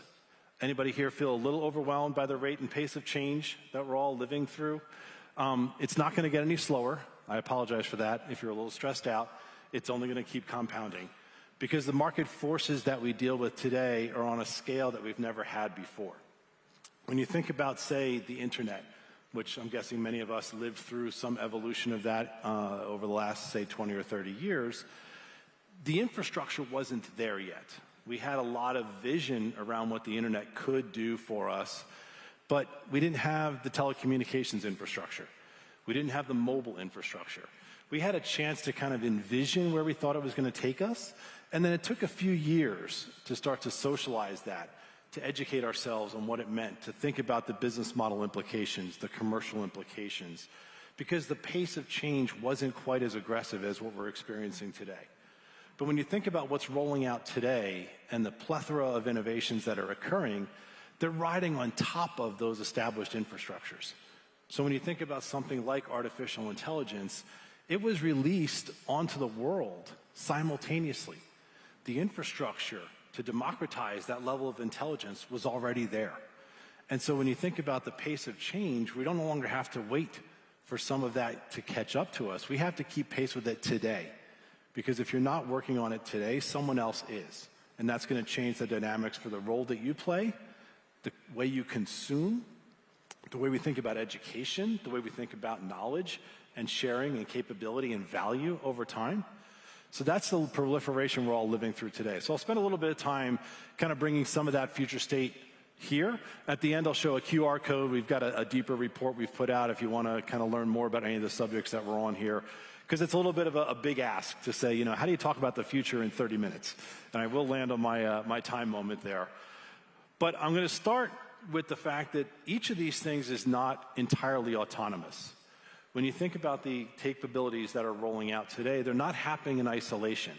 There's a huge degree of variability and dependency within each one of these, such that something that advances forward forces people to react in a different way. It forces innovation in a different field because some of the problems that is discovered and created by these new technologies requires new solutions and new ways of thinking about it. We'll talk about two of those in the beginning there. But the reality is this convergence is what we're all facing. So whether you're a civil servant, whether you're looking at constituents, whether you're looking at enterprises, everyone is experiencing these things differently. Their access to capability, their ability to learn about it, their ability to interpret and know what to do differently about it will vary. And we owe it to them to start to provide a roadmap for them. Help them understand, what do you need to be doing today? What do you need to be learning for tomorrow? How do you set up the systems for our children moving forward? I'm the father of 2 kids. I did a talk with a few months ago at MIT, and a librarian leader came up to me, and they said, what do we think about this whole AI thing in education? And I said, the elementary school kids, I don't worry about them. AI will be native in their life. It's just going to be what they're familiar with, the level of pervasiveness that's out there. I said, the ones I worry more about are the ones that are in this inflection moment. The high school students, the university students, where the education system itself isn't fully aware of what AI is doing, and it's lagging behind how we prepare them for it. And I said, we've got to start to really think through what kind of environment are they going to graduate into, what skills are they going to need to have, and how do we bridge the gap between what enterprises are looking for and what we're preparing them for. So let's talk a little bit about AI, and I'll talk a little bit about artificial superintelligence. So AI is not new. How many people would say they used AI today? It's really hard for me to see with the lights. Okay, 80%, that's good. A couple of years ago, that answer would have been far less, because most people don't recognize how old AI is. So when AI started to kind of leak into our lives over the last 10 years, you didn't really recognize it for what it was. When Netflix prompted you to watch another show because of the show you just finished binging, that wasn't some person sitting at Netflix saying, oh, they like Game of Thrones, they might like this show over here. That was artificial intelligence. It looked at the characteristics that someone had tagged to that show, and it predicted what else you might like going forward. When Waze routed you around a traffic jam, which you heard about this morning, without you seeing that traffic jam, because it was 3 miles ahead of you, you just kind of followed it. You didn't necessarily question, wow, is AI going to take my job? It just routed me around that traffic jam. No one had that fear reaction. It just kind of was a nice thing. Your life got better. Now, as AI has become more pervasive, and generative AI, which is the kind of latest version that we're all reacting to, has become more pervasive, it's become more concerning to folks. We're starting to recognize this is really going to transform how society works, how we value what we do. How do I differentiate what I do? If my job, 40, 50 hours a week, can suddenly be done in 20 hours a week, what do I do with the other 20 hours? And these are the fundamental questions that we're not yet answering sufficiently for folks. When I talk to a lot of clients about adoption of AI, the potential of AI in their business, where does the value come from? We talk about it kind of on 3 dimensions. There is some low-hanging fruit. There's some things that AI does really well that if you've had a substantial investment or expense in, you just don't have to spend that much anymore. And it's devastating for certain industries. I spent a number of years of my career in the translation, localization industry, taking computer systems that were coded in one language and translating them to 150 other languages to sell them around the world. That industry is really going to struggle because AI can do translation really well. Now, these are people who've spent 5, 10, 20 years of their life studying linguistics, studying a different language, and now AI is caught up. If you've done graphic design, you can now ask AI to produce an image, photorealism, cartoonish, whatever you want it to be. It can produce 20, 30 versions of that in 10 minutes. That industry is going to change radically. So as an enterprise, you have to understand where those potentials are and start to make sure that you're adopting that capability. The next wave of value, though, comes from the change-dependent parts of AI, which says the technology can do it, but the people aren't ready for it yet. We haven't given them the motivation, the metrics, the training, the knowledge to know how to do this. So when say, well, we put AI out there, but no one's using it. Well, why would they? All you're doing is scaring them. You haven't explained to them how they're going to amplify their capability, their role. You haven't given them a motivation to drive in the right direction, to be one of the forefront of adopters of AI in their space. So we really have to start to think about the human dimension of this versus the technical dimension to reach its ultimate value. And the last wave is going to come when we fundamentally rethink processes and systems from an AI native space. I've used the analogy before that we're kind of at the era of AI when Amazon was still selling books out of their garage in the internet. We have some really interesting experiments going on with how you can fundamentally reimagine an industry, a workflow, a process from an AI native standpoint. But we haven't yet seen those models scale yet to day-to-day life. So what you have are people out there today that are pushing AI into the old ways of doing things. So I look at this process and I say, I could apply AI here and save 2 hours. Great. That's 2 hours we have back. We can deploy to something else we can spend with our families. Someone else is looking at it saying that whole process shouldn't exist. And if I can build autonomy into AI, I can make that process go away entirely and save hundreds of hours over time. That's what we're starting to see emerge, but we haven't seen it go on mainstream yet. So most people are underestimating the impact and influence AI is going to have moving ahead. And that's just the AI we have today. There's 2 other terms that are emerging. Artificial general intelligence, which is usually characterized as AI is as smart as any single human. We're not quite on the cusp of that yet. Some people may say it's available in labs, but the reality is that's coming. And then artificial superintelligence is the term they've described where AI is as smart as every human being. People would say that's 5 years away, 10 years away, 15 years away. The reality is it's not 100 years away, and it's not perceived to be impossible. So what do we start to do when the systems are as smart as we have ever been as a collective humanity? You start to think in those terms, and it's a little scary. A lot scary, depending on what happens to me when I wake up at 4 a.m. pondering these types of things. But the truth of the matter is we have to prepare ourselves for that fact. The AI genie is not going back in the bottle. We're not going to not have AI anymore in our lives. So how do I get over that learning curve? How do I stay current with what those capabilities are? Because it is a learning curve. The tools themselves learn. The more you use them, the better they get at what they do. And you yourself and your teams and your families need to learn, because the more you use them, the better you will get over time. I've taught my children and my wife even, I said, start everything with AI. The worst you do is waste 30 seconds asking it a question and it gives you a pretty bad answer. The best you do is you save yourself 3 hours of work because it gave you a really good answer. But if you're not starting every problem and opportunity with an AI-first mindset, you're not going to be on the learning curve that you need to be on how to bring these tools and capabilities into your business and into your life. So I could spend hours just on AI itself, and it's like the universal conversation starter. Every time I visit my parents, they want to talk about AI in their 80s. Their friends want to come visit when I'm visiting just so we can talk about AI, which is an interesting phenomenon because they still don't know what I do for a living, but at least I have something interesting to talk about around the dinner table. But AI is not the only transformational tech that's occurring out there. The one that usually comes up right on the heels of the AI conversation is the energy conversation. You heard a little bit about it this morning as a topic. We hosted a Tech and Innovation Summit over the summer. This was the second biggest topic that everyone wanted to talk about. Closely aligned because of the consumption that AI is driving within the energy grid.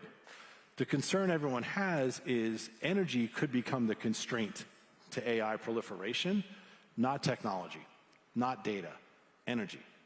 And how much energy the AI environment is going to consume, what it's going to do from a sustainability standpoint, and what's it going to do from a cost standpoint. If you have a data center located near your home and it's consuming 80% of the available grid power from that area, what's it going to do to local rates when those start to go up? Microsoft bought a nuclear power plant and is going to bring it back online after being dormant for 20 years because of the power they think they're going to need to consume. What was really fascinating when we had this topic at our summit, one presentation was talking about the doom and gloom energy stereo. It's going to kill the environment, it's going to kill price, it's going to kill the AI proliferation and innovation. Someone else got up 2 presentations later and said, don't worry about the energy thing, we got it. We're going to reinvent the chip technology that underpins AI, and it's not going to consume nearly as much. Don't worry about it, that won't be the constraint. Someone else got up 2 presentations later, don't worry about that energy thing.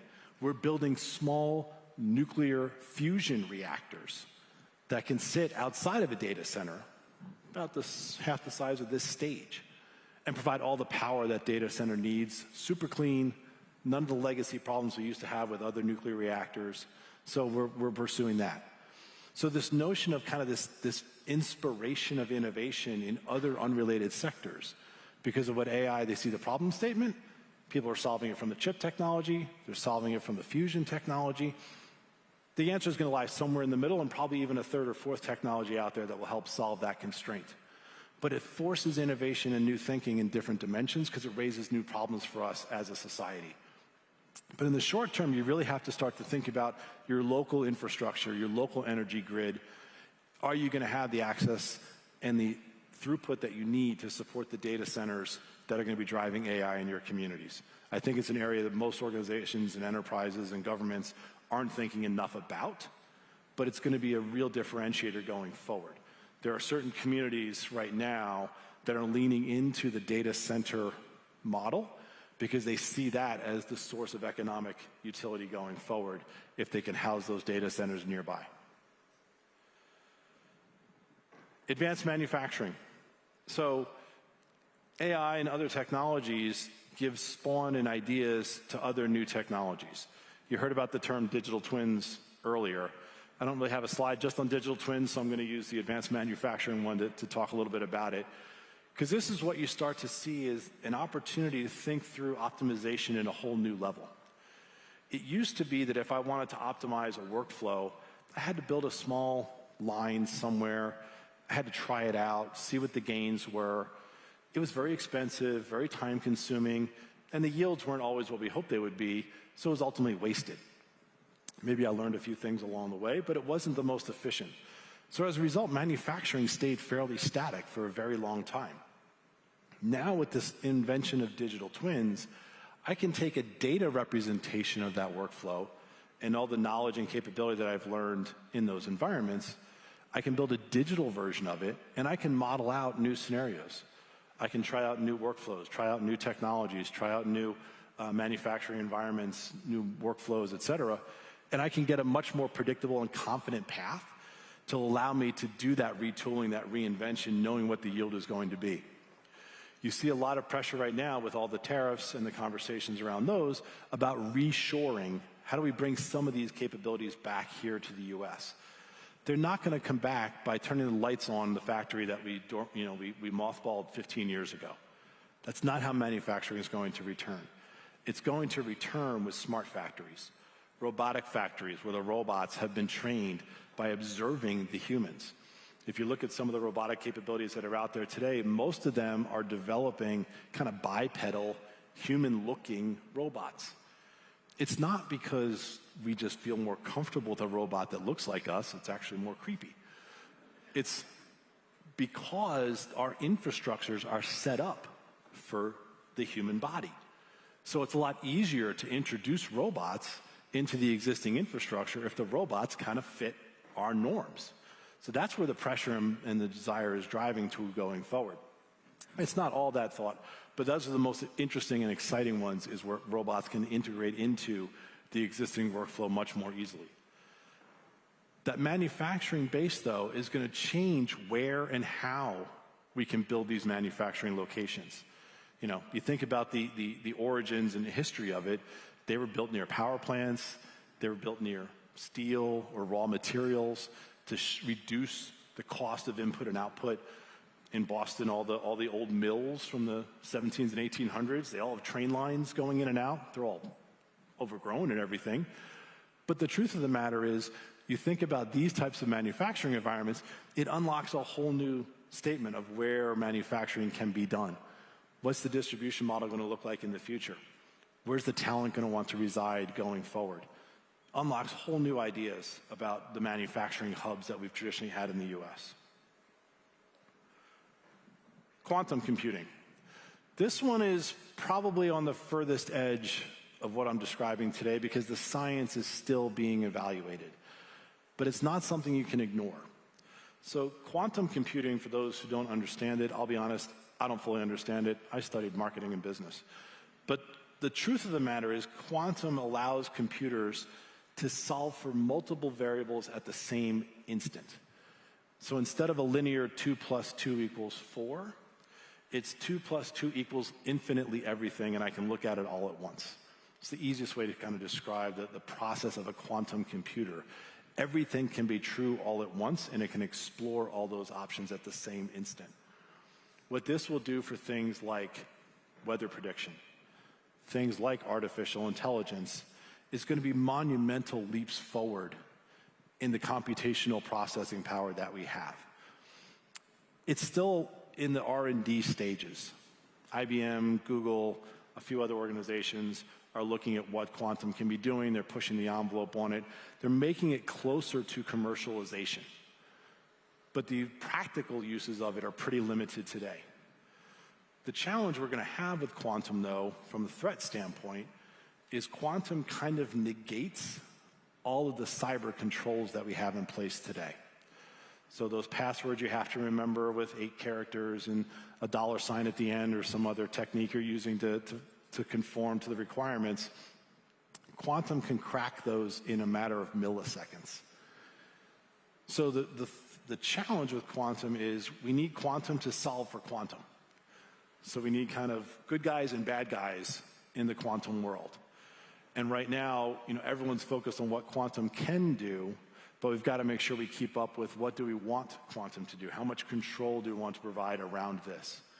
When it gets into the AI notion, when you start to think about an AI superintelligence kind of model operating at a quantum speed, it starts to get really interesting in terms of how fast things can evolve. You start to think about applying that to like drug discovery, when it can explore multiple compounds and implications of that, marrying up an AI engine that's been trained on what we've ever learned about drug discovery before, operating at quantum speed.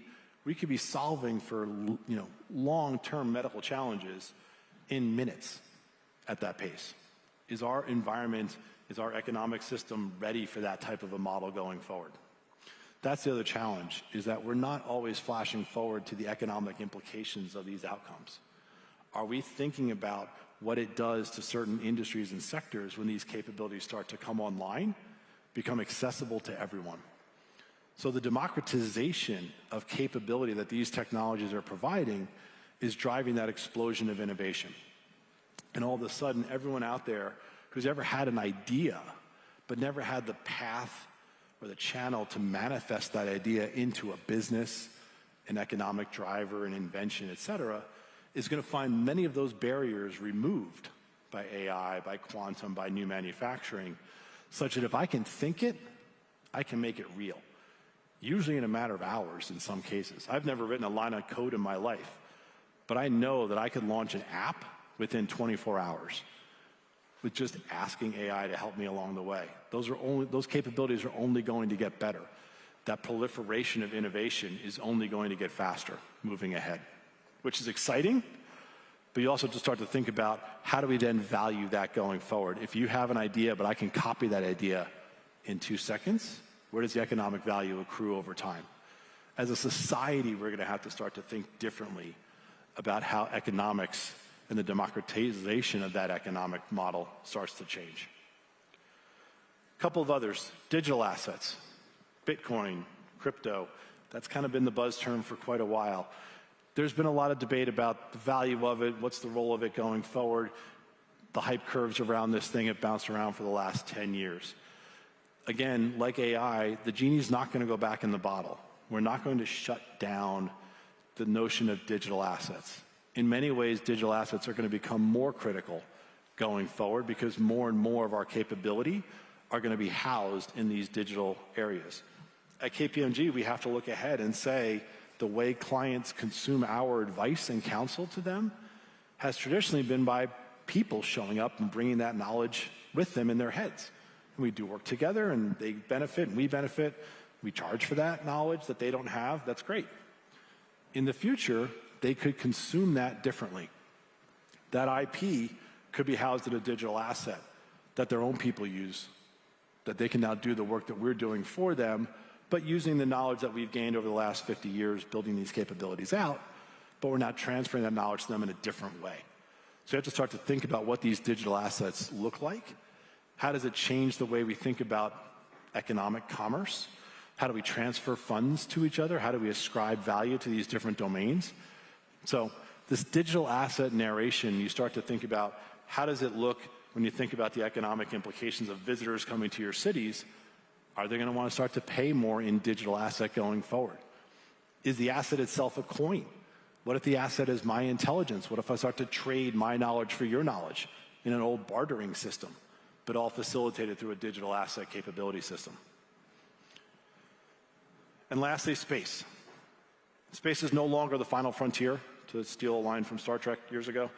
My wife and I bought a condo down on Space Coast a couple of years back, mainly to get my parents out of New Jersey in the wintertime, but we love coming down here. And we had no idea we could watch rockets launch every day. So we've got a really good set of binoculars and we watch these rockets go up. And I really didn't appreciate the space economy equation until I started to see that proliferation. We actually now have a dedicated colleague at KPMG who's leading our space economy business unit because it's so many different sectors now that are leaning into and benefiting from what space provides.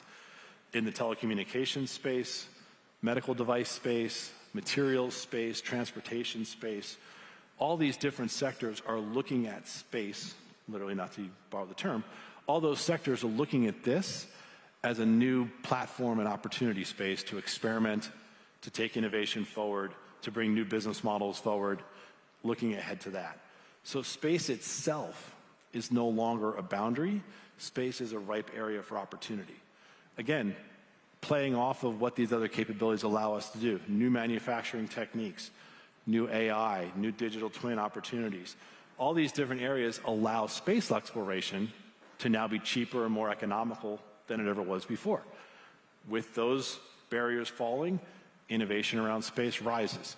Innovation around space rises, brings new ideas, new opportunities for what we can do with telecommunications and other domains. So this great convergence is how these different areas enable, empower, and inspire new innovative thinking in other areas. And the fact that we now have AI allowing more people to participate and benefit from that is really exciting. So while I do lose sleep at night with some of these transformational areas, I'm really excited for the future. I'm really excited to see conferences like this, bringing together people curious about, learning about, and examining the implications of these technologies going forward. I'm excited to be a part of it. I'm excited for what KPMG is doing in this space, and I appreciate all of your efforts to drive it forward as well. So that's a copy of the report if you want to download it. Thank you all.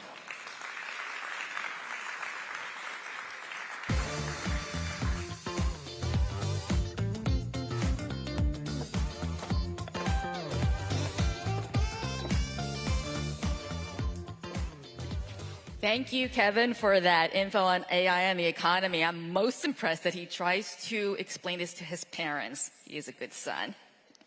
Now, our next speaker is a New York Times business best-selling author and columnist. His latest book is titled Flying Vehicles, The Emergence of Personal Air Travel, Flying Cars, and Air Taxis.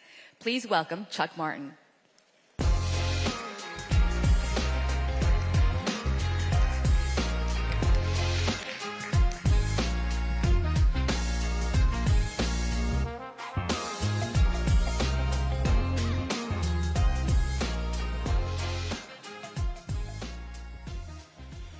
Thank you. Good morning. Oh, come on. Good morning. Okay, let's roll. We've got 20 minutes to talk about the future of transportation around the world. So I'm going to take you on a pretty rapid trip in terms of where things are going. And I actually get to talk about the Jetsons finally, so someone does to deal with it. A couple of quick background on me. I moderate I've got a podcast I've been doing for several years, The Voices of the Internet of Things, where we interview industry leaders, technology leaders, innovators, and so forth. I've written a number of books, but there's some of them. Over the years, business books. Basically, I track emerging technology, and I have for my whole career. The CES is a big event in Las Vegas every January. It has 150,000 attendees, and I'm one of the judges for the Innovation Awards, which is, if nothing else, is a lot of fun because I get to see everything that's coming out. I've already judged for 2026, so I've already seen what's coming out next year. And it's all NDA, but it's still really interesting. And this is a daily newsletter I do on flying vehicles. If anybody wants to subscribe to this, the QR code is right there. It's free. We don't spam you or anything. We don't share your name with anybody. It comes directly from me, not somebody else. And you can quit at any time. But if you want to look at flying vehicles and where they're going, that's where to go. A few years ago, I started to identify that flying vehicles or the electric aerial revolution was coming, and was coming pretty fast. Although it's been 15 years in development, it looks like it's coming fast. So I started researching it, and ultimately I wrote a book about it, which has been selling all over the world. And what we did, I did a lot of case studies of companies that are building these things and developing them, and looked at the whole infrastructure, the low altitude economy and so forth, and then try to document it for a lot of people, because people I would run into, I'd tell them about flying vehicles, they'd say, "You're crazy, that's not happening." I'd say, "Yeah, you're right," and just say, "Forget about it." So I'm going to talk today about the electrical aerial revolution. And you've heard about eVTOLs, which is kind of the world's worst acronym, electric vertical takeoff and land. Ugh, it's just dreadful. I try not to use it.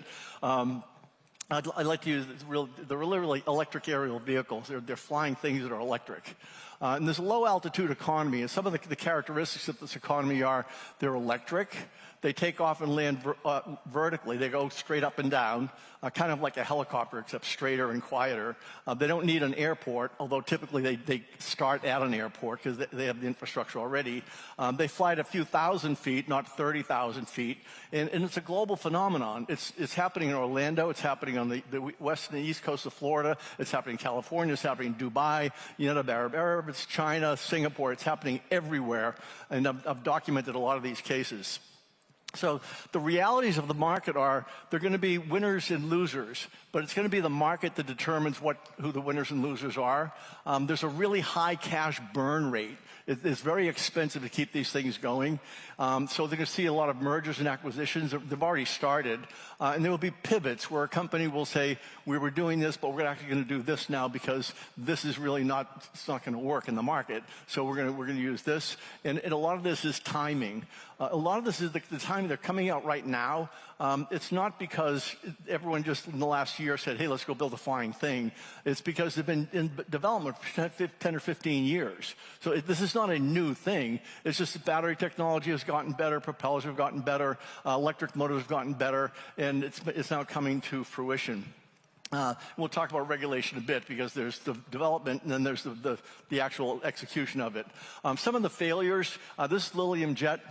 They spent $1.5 billion, and 2 weeks ago they sold their patents. They went belly up, sold their patents to Archer for $21 million. So let me suggest, I'm not a genius in business, but if you spend $1.5 billion and you get $21 million for it, you need to raise like $20 billion if you're going to have a business.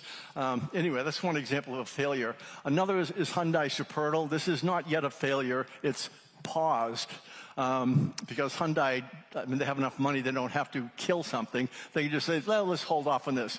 Ironically, this is a building they built at CES that I shot this in January, this last year in January. They built a building to show this thing, and unveil it to the press. It was like a really, really big deal. Very secretive. We're going to do this big old thing. This is so big. They had control stations. They showed mission control, and now all of a sudden they're just pausing it. And that gets back to the idea of the high cash burn rate.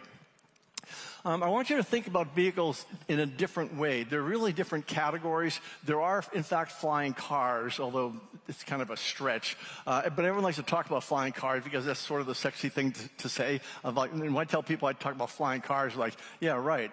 But I'll show you what they really are. The first category is the personal aerial vehicle. These are companies like Lyft, Rise Aero, Jetson. There actually is a company called Jetson. I don't know how they got the name, but they have it. And it's actually Jetson, and they have the Jetson 1 is the vehicle. These are ultralight category. You don't need FAA approval to fly these things. You don't have to have a pilot's license. There are certain restrictions. They can only go 63 miles an hour. They can't fly in controlled airspace, obviously. You can fly them like in a field. They're really good for over a farm, like a farmer. Farms are really big. I mean, there are really big farms. So a farmer can take it and fly to somewhere in his farm to check something, then fly back. Done. Then there's the personal aerial vehicle certified. These are the vehicles that you do need a pilot's license for, at least today. You will in the future, likely as well. This is Droni Aerospace on the east coast of Florida. AirEV is an Israeli outfit that I saw literally Monday on the east coast in Indiantown, Florida. And these are coming. These would be a 1 or 2 passenger vehicle that you'd park in your garage. And then there's the commercial. This is where the big money is, the commercial aerial vehicle. These are the air taxis. Joby, Archer, and Beta are the 3 major players in that arena. And I'll give you some little detail of that. So those are the different categories of vehicles in addition to the flying cars, which we'll end with here. This is an example of a personal aerial vehicle. This is the Zapata Air Scooter from France. This was shown in Miami recently. Again, anybody can fly these things. It's not magic. You can take a lesson for like 15 or 20 minutes, and they run by joystick, and off you go. The Dragon personal air vehicle, same thing. Some of these companies aren't going to make it, by the way. I have no vested interest in any of these companies. I don't have stock in any, unfortunately, or fortunately in some cases. Could have, but didn't, just because it's a conflict of interest. So I'm totally independent on all this stuff. This is Lyft. Lyft is a company out of Austin, Texas. In a Sun and Fun in Lakeland a year ago, they had this vehicle where you could pay a couple $100s to fly it. And what you do is you train in a simulator, and I know someone in the simulator business here, and you train in a simulator, but not like your simulator. It's like a toy simulator kind of thing, for 15 or 20 minutes, and then you get in the vehicle, and you actually go fly it. Now, the reality is there are geo-fences, which are basically invisible technology fences, so they only go so high. They've got invisible walls, so you can't really kind of do any damage, really. You can't go take off from Sun and Fun and go fly to Orlando or something. That's like not going to happen. But these things, they sold out. I mean, they were selling like $250 a ride, and there were lines for people to do it to sell out. And they did this for weeks. And they sold out like all the time. This vehicle has flown all over the world. And this is just one example of a kind of flying vehicle. This is the Jetson 1 from Jetson. It's a smaller flying vehicle. The interesting thing about this is will.i.am from the Black Eyed Peas is one of the investors. So will.i.am, I don't know if you've ever met him, but he's a really intelligent guy. And he's into all kinds of things. So this was very logical for him to say, oh, yeah, I want one of these. They did their first delivery of this 2 weeks ago. They sold one, and someone actually took delivery. This is a test they did in Poland.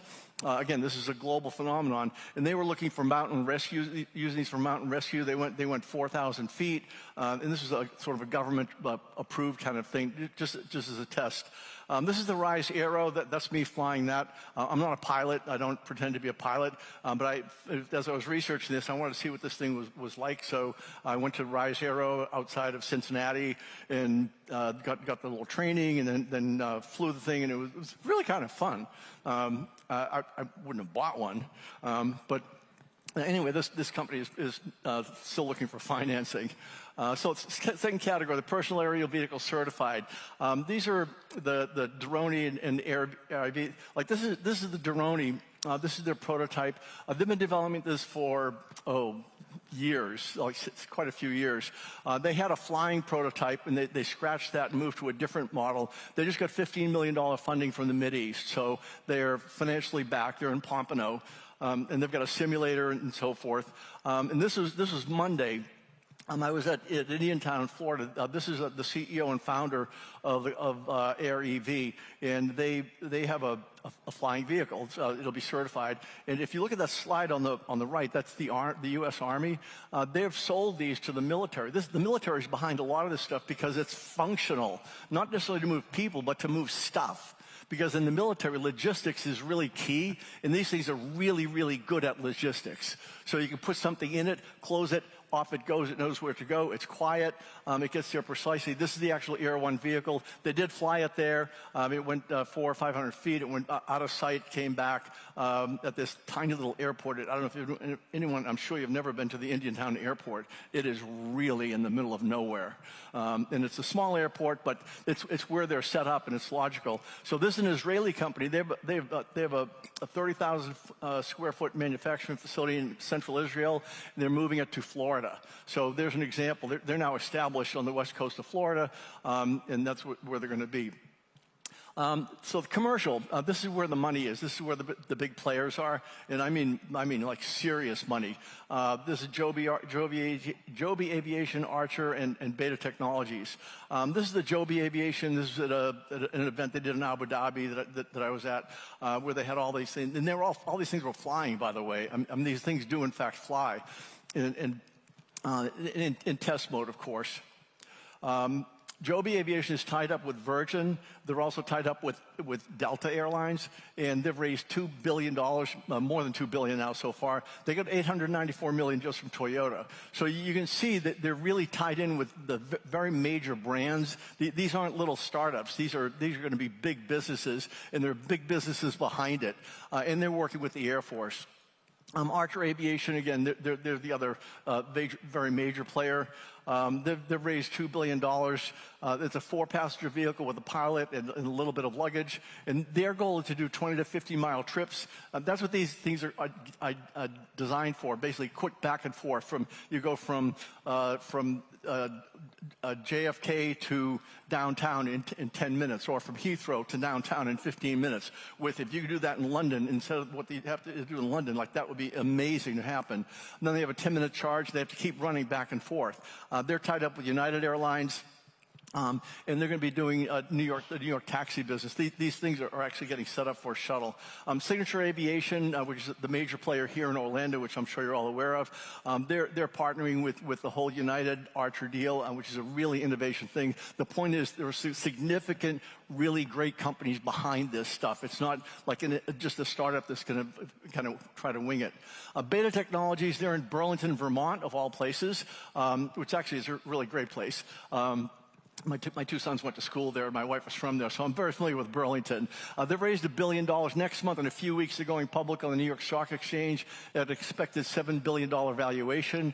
Interesting about Beta, they have multiple versions of the ecosystem. They have a vertical takeoff and landing. They have a conventional takeoff and landing, which doesn't need as long a runway. And they have a battery charging business, which is tied in with Archer. So they're really good because they're in the entire infrastructure part of the business. SkyDrive in Japan, their idea is to fly people from a house to house. Because their congestion is so bad in Japan. They've been flying these things. They're backed by Suzuki, and that's where they'll be manufacturing them. And now I have to talk about flying cars to give you the reality of flying cars.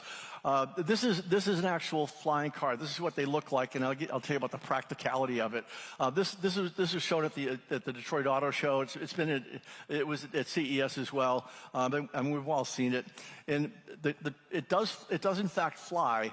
The issue is you can't take this on Route 4 or any other legit road. Well, actually, I don't, Route 4 legit road, I don't know. Anyway, highway. You can't really drive it on a highway. It's not that kind of a vehicle, and it doesn't fly like the flying vehicle. So it's kind of it's not the best of both worlds, just to be kind.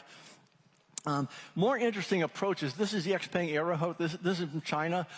This has been shown for the last 2 years. This is a very real thing. Xpeng is a really big automotive company in China, so they have incredible manufacturing facilities. They've got a lot of muscle behind them. This is a vehicle that drives along, and see that back that's opened up? Out of that comes this device, which is the flying vehicle. The flying vehicle, and they are flying it. The CEO of the company has flown this thing. We've seen videos of it. And this then goes back into the vehicle, and while it's in the vehicle charges it from the motor, from its power. So this is a really big place. It's really kind of the best approach in terms of a flying vehicle, because you've got a vehicle on the road and you have a vehicle flying component, but it's not necessarily the same thing. They've been certified by the Civil Aviation Administration of China, so they are in fact flying, and they are testing. This is really interesting. Samson Sky, their case study in my book as well. A lot of these people, all these companies are in my book. Samson Sky, they have a Switchblade. It does over 100 miles an hour on land. It does over 100 miles an hour in the air. And when I interviewed the CEO, Sam, I said, so when did you start this? Well, it was 18 years ago. I said, how long did you think it was going to take? He said, a couple of years. I said, how is it going? He said, I'm still not there. And they're using Boeing air tunnels and testing, but they are flying this thing. They are flying it. This uses regular fuel. You actually drive up to a gas station, put gas in it, and then you drive it to the airport, and at the airport, the wings open, and they're pretty quickly, and then it takes off. And Sam, in the course of this, I said, so you're a pilot? He said, I wasn't when I started this 18 years ago, but I am now, because I got my license along the way, figuring I'm going to be doing this for a lot of years. I might as well figure out how to fly it. Then there's the Klein Vision. This was shown in Beverly Hills just a few months ago in May. This is supposedly going on sale next year. This, in fact, does fly. And that Klein Vision has been very innovative in this whole space, so I wouldn't discount them. But again, it's not necessarily something you'd put in your garage. Ehang Holding, another very interesting company in China. They're flying these things all over the place. These they're two-passenger vehicles. They fly without a pilot. They don't have pilots, and they've been flying like all over the place for more than a year now. And they do in fact fly. They land. They take off. I've seen them fly. This is the actual version on the ground. It's relatively small. The unfortunate thing is you have to kind of walk in between the blades to get there. It's kind of scary to get on board. But other than that, this will not be certified in the U.S., I assure you. But it's flying in other countries, very big in UAE. Fly Now Aviation, this is a one-person vehicle. See, I'm sitting in on the right there, just show you how scary it is. I mean, heaven forbid they close that front of it. I would be out of there in like a second. But anyway, this is really going to start by moving cargo. It's not going to be moving people. Again, these are for cargo. It's a lot safer to move cargo to state the obvious. You can also get approval to move cargo a lot easier than you get approval to move people, which is really difficult. They're going to be flying vehicle showrooms. This is from Pal V in Germany. They have a showroom for their vehicle. Their vehicle does fly as well, and they call it a flying car. But they only call it flying cars because they also have wheels and they can kind of go on a physical surface. But it's not really like a car that you would have, in my opinion. Maybe you will. We'll see. This is something they're doing on the east coast of Florida, Royal Palm Beach.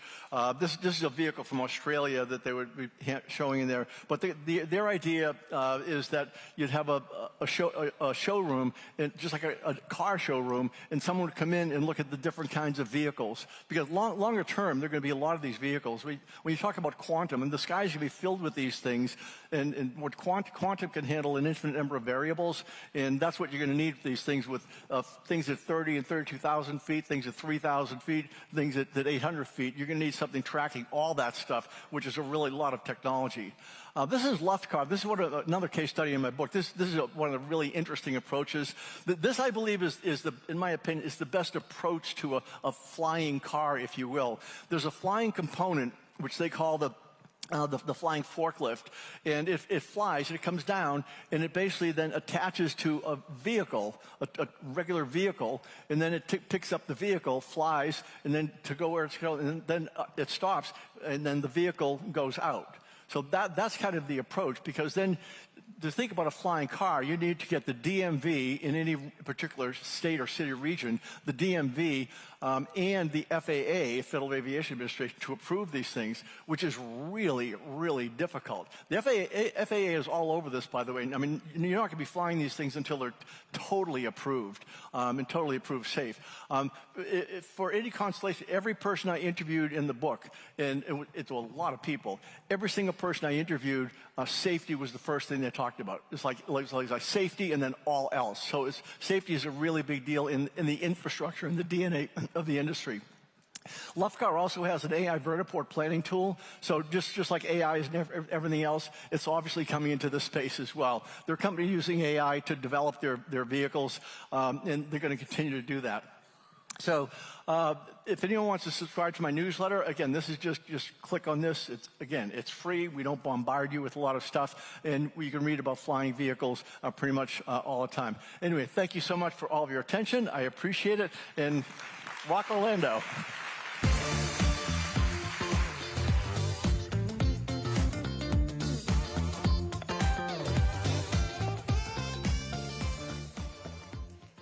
Thank you, Chuck. You know, I always wonder, how would you hail a flying taxi instead of going like this? Should you go up here? I don't know. Anyway, our next panel is called Innovation in Transportation. The moderator is a familiar face in public affairs and extremely talented. Throughout the year, she's been a public information officer for the State Attorney's Office, FDLE, and Florida's Turnpike Enterprise. She's also been an accomplished journalist in both broadcast and print, writing for the Washington Post and USA Today. Please welcome the Senior Vice President of Public Affairs at the Greater Orlando Aviation Authority, Angela Stark, and her panelists.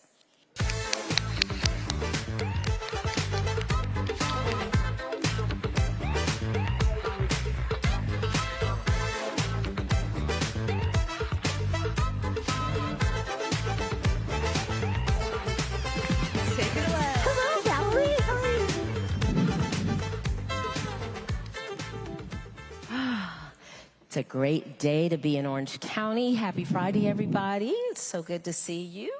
And it's good to be here with these remarkable, very smart people. I don't know how I ended up with this smart group, but I'm here, and I'm here to do it, and thank you so much for doing this. I want to introduce them very quickly. We have Jacques Colon. Jacques leads the planning division of the Transportation Department at the City of Orlando, where he is focused on supporting the city's efforts to prepare for emerging transportation technologies.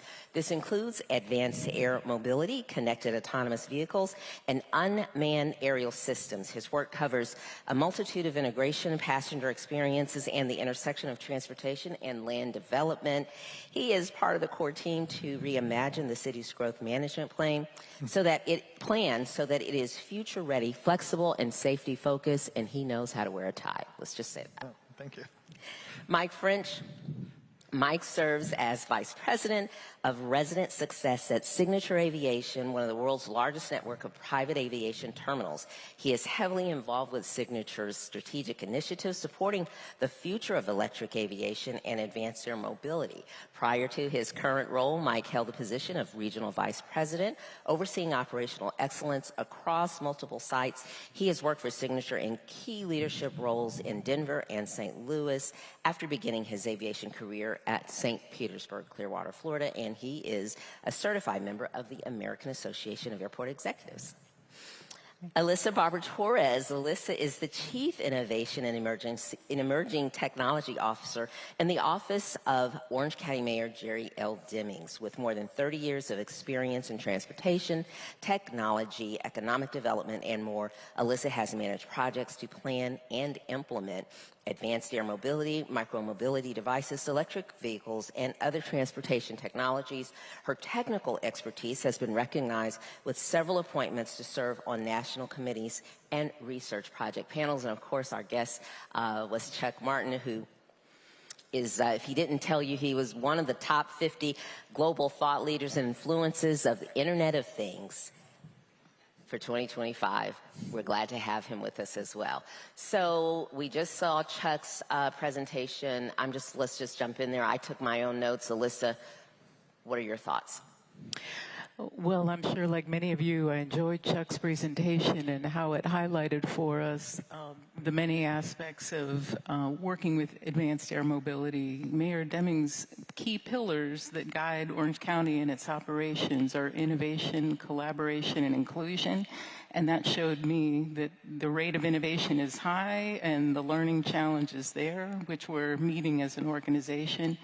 Part of that is by collaborating with our partners here on the stage, Greater Orlando Aviation Authority, Florida Department of Transportation. That's key. And inclusion in terms of course, making sure that our Board of County Commissioners and Mayor Demings are briefed on these new technologies. We've started reaching out to our appointed officials as well. And of course, Orange County's residents will be a key part of that as we move forward in our planning efforts. That's good. Anything to add there, Jocks, about Chuck's presentation and or maybe what Alyssa said? Yeah, so I think one of the key things that has been in the discussion the whole way through is, okay, yeah, it's coming soon. And as Chuck mentioned, it's been in the works for a while. Not every company's gonna make it, but there were a lot of examples that they are flying. So we need to really start thinking both as a local jurisdiction and regionally about how do we integrate these things the way that helps us in our communities. So it's been coming soon for a long time, but it's going from coming soon to, oh, it's here. And so that's one of the key things that really has changed in the past couple years is, no, we're actually seeing these things fly. Maybe not in everybody's yard or everybody's front yard, but they are coming, and it takes a while to plan for it, so we need to really have these thoughtful discussions and plans now. Okay. Mike? Yeah, absolutely, and I like the way Chuck broke down kind of the different types of aerial vehicles. Okay. And for us, at Signature, we've spent quite a bit of time over the last 5 or 6 years or so thinking about how electric aviation would eventually make its appearance. And one of the things that Chuck touched on was the shift that some of the eVTOL manufacturers have made to focusing on their conventional takeoff and landing version of the aircraft, which means that will land and take off on a traditional existing airport. And the exciting thing for Central Florida is we have quite a few little airports. When you look at the folks that were represented up here earlier, you've got all the way from Kissimmee to Sanford, Apopka out to Melbourne. So suddenly, just using existing aviation infrastructure is a great place for these aircraft to get a start. I agree, everybody's backyard's really cool. I'm looking forward to that personally, but maybe that's going to be just a little bit before we get to that. So. Okay. How many of you are looking forward to having one of these in your backyard or your driveway, right?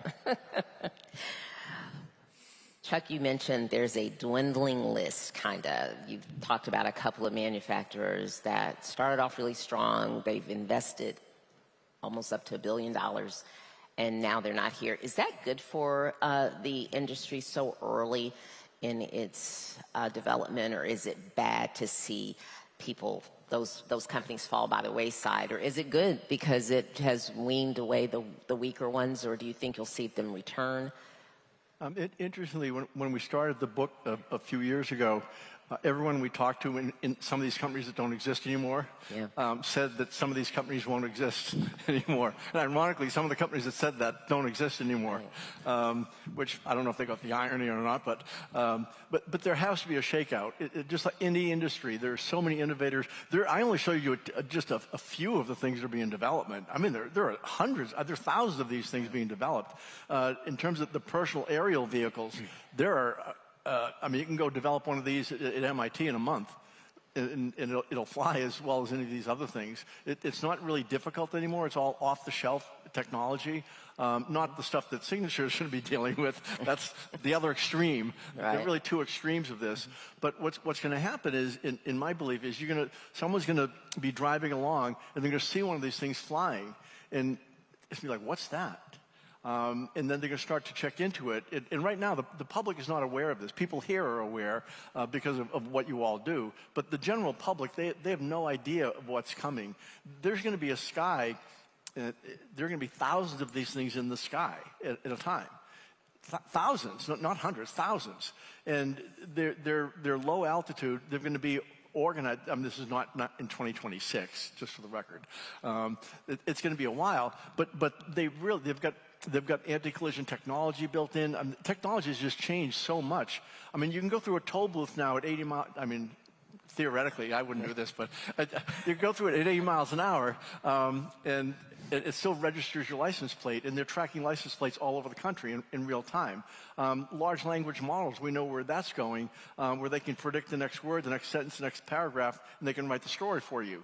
And just for the record, I wrote every word in my book. There's no AI involved. And so it's a changing world, and to the earlier point, it is kind of here. It's here-ish, if you will, where they are going to be getting approval to fly, and they will be certified. And if you go to like Dubai and United Arab Abu Dhabi, I mean, they're going gangbusters there. I mean, they're like buying these things by the hundreds, by the thousands. It's not a small thing. Luftcar I mentioned, they're doing stuff in the Philippines, so they can take a jitney one place and bring it to another place, a place that it couldn't drive to before. All of a sudden, you can drive a vehicle in a place where you couldn't get the vehicle there. It changes everything. It changes where people can live. I mean, when you think about it, if you can have your vehicle and fly to wherever, you're not using a car, talking about transportation. I mean, Tampa to Orlando over Route 4, I would dream of that looking down at the cars. That would be the ultimate trip. So anyway, it is coming. There are major issues on the ground issues, which are not and this is more of these guys' issues. Yeah. The ground issues are big. So then what will it take to get to the next step? Because you sound so confident, Chuck, that it's here, it's right here. I talk to people all the time in my role at the airport, and we work with another group of smart people, Brad Friel, Kevin Thompson, Chris Deloach, that group, trying to bring that. And we have some guidelines and visions of 27, maybe 28, actually doing an on-airport vertiport. But what is it going to take for that next lift, so to speak? Mm-hmm. So I don't mind starting. So first, it's knowing, for us, it's been knowing what we can and can't regulate, what do we have control over as a local jurisdiction. FAA, they have control over certification processes, airspace safety. But at the ground level, we have zoning control over where vertiports might be placed off airport property. A lot of it, though, goes to what, Alyssa and I do and have done every day, which is we're trying to get people and things where they need to go. This is a new mode, but it still falls into that once it lands, you've got to get the people out of that vertiport to their final destination. So that part doesn't change. How they get there changes, and that the interconnectedness of now it's a lot easier, hopefully, to get from Tampa or Lakeland to downtown, or from downtown to the convention center. That changes, but not what we do at a core level. You might go from a vertiport to the oldest transportation, which is your feet. You might walk. So we still need to have good sidewalks, good roads, good infrastructure.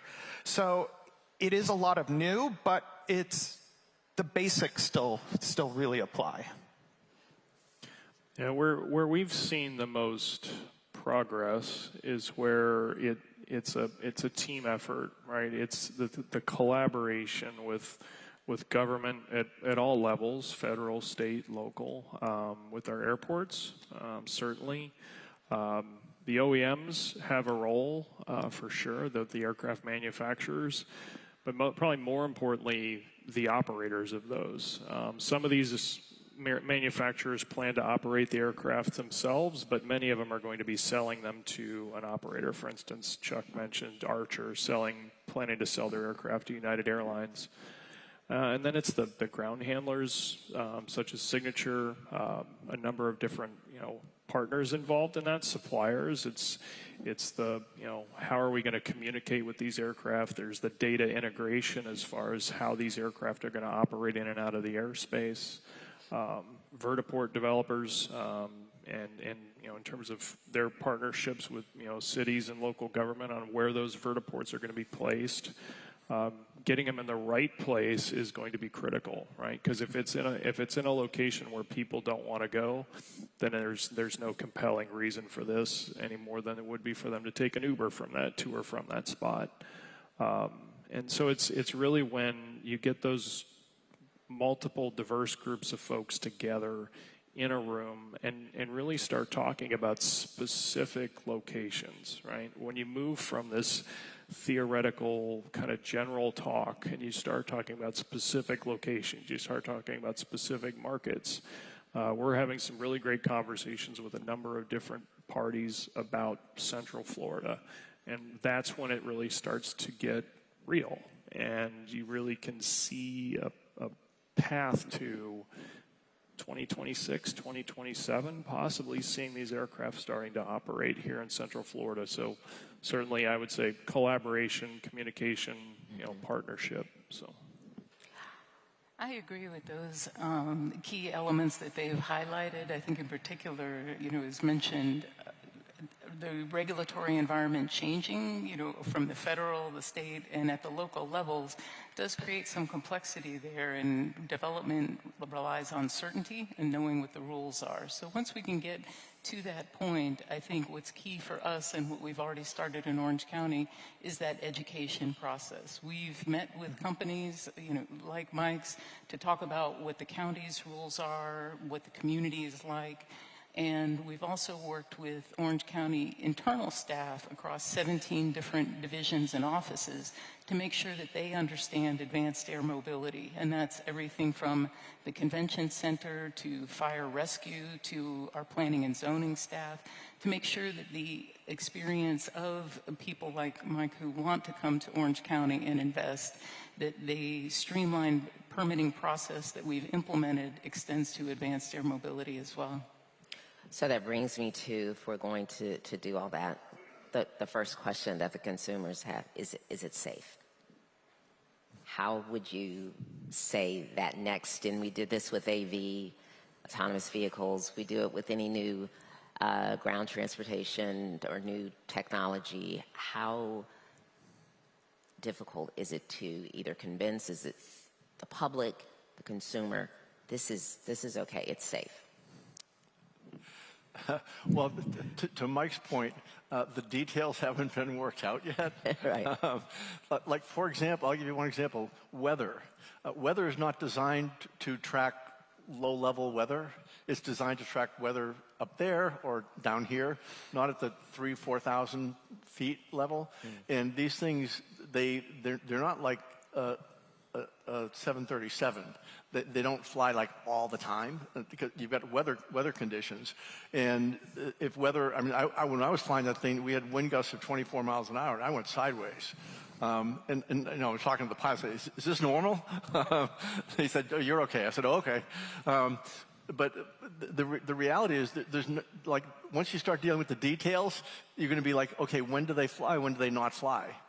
And what conditions, and then can you predict the weather, the opening of the weather? Because these things, they're short flights. They're designed for transportation that's too long to drive and too short to fly.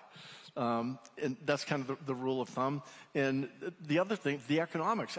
People aren't flying these things yet. For money, like no one's saying here's my money. So there's no revenue as a secret. Like where's the money? Like you heard all the gentlemen earlier talking about revenue. Like this is like revenue 101. Like you've got to find out, like, is this a business? We presume it is. Not we, but people are spending all the money. It looks like it is. It's to your point, it's transportation. It's just a different form of transportation, really. And will people adapt to it? What I've found in technology tracking for 3 decades now, it always takes longer than it looks like. Always. Always, always, always. It's never as fast as it seems. And then to scale is like, I mean, YouTube didn't scale, for example. I mean, that took years and years and years, and people like all of a sudden, oh, it's just the standard. Well, yeah, it wasn't for a long time. I mean, for years. It's the same thing with this is another technology that's coming into the marketplace. I mean, it's a fascinating one. It's sustainable. I mean, that's a really big deal. They're relatively quiet, although these individual things, they might tell you they're quiet. They're really, really loud. There was an event where they demonstrated in New York.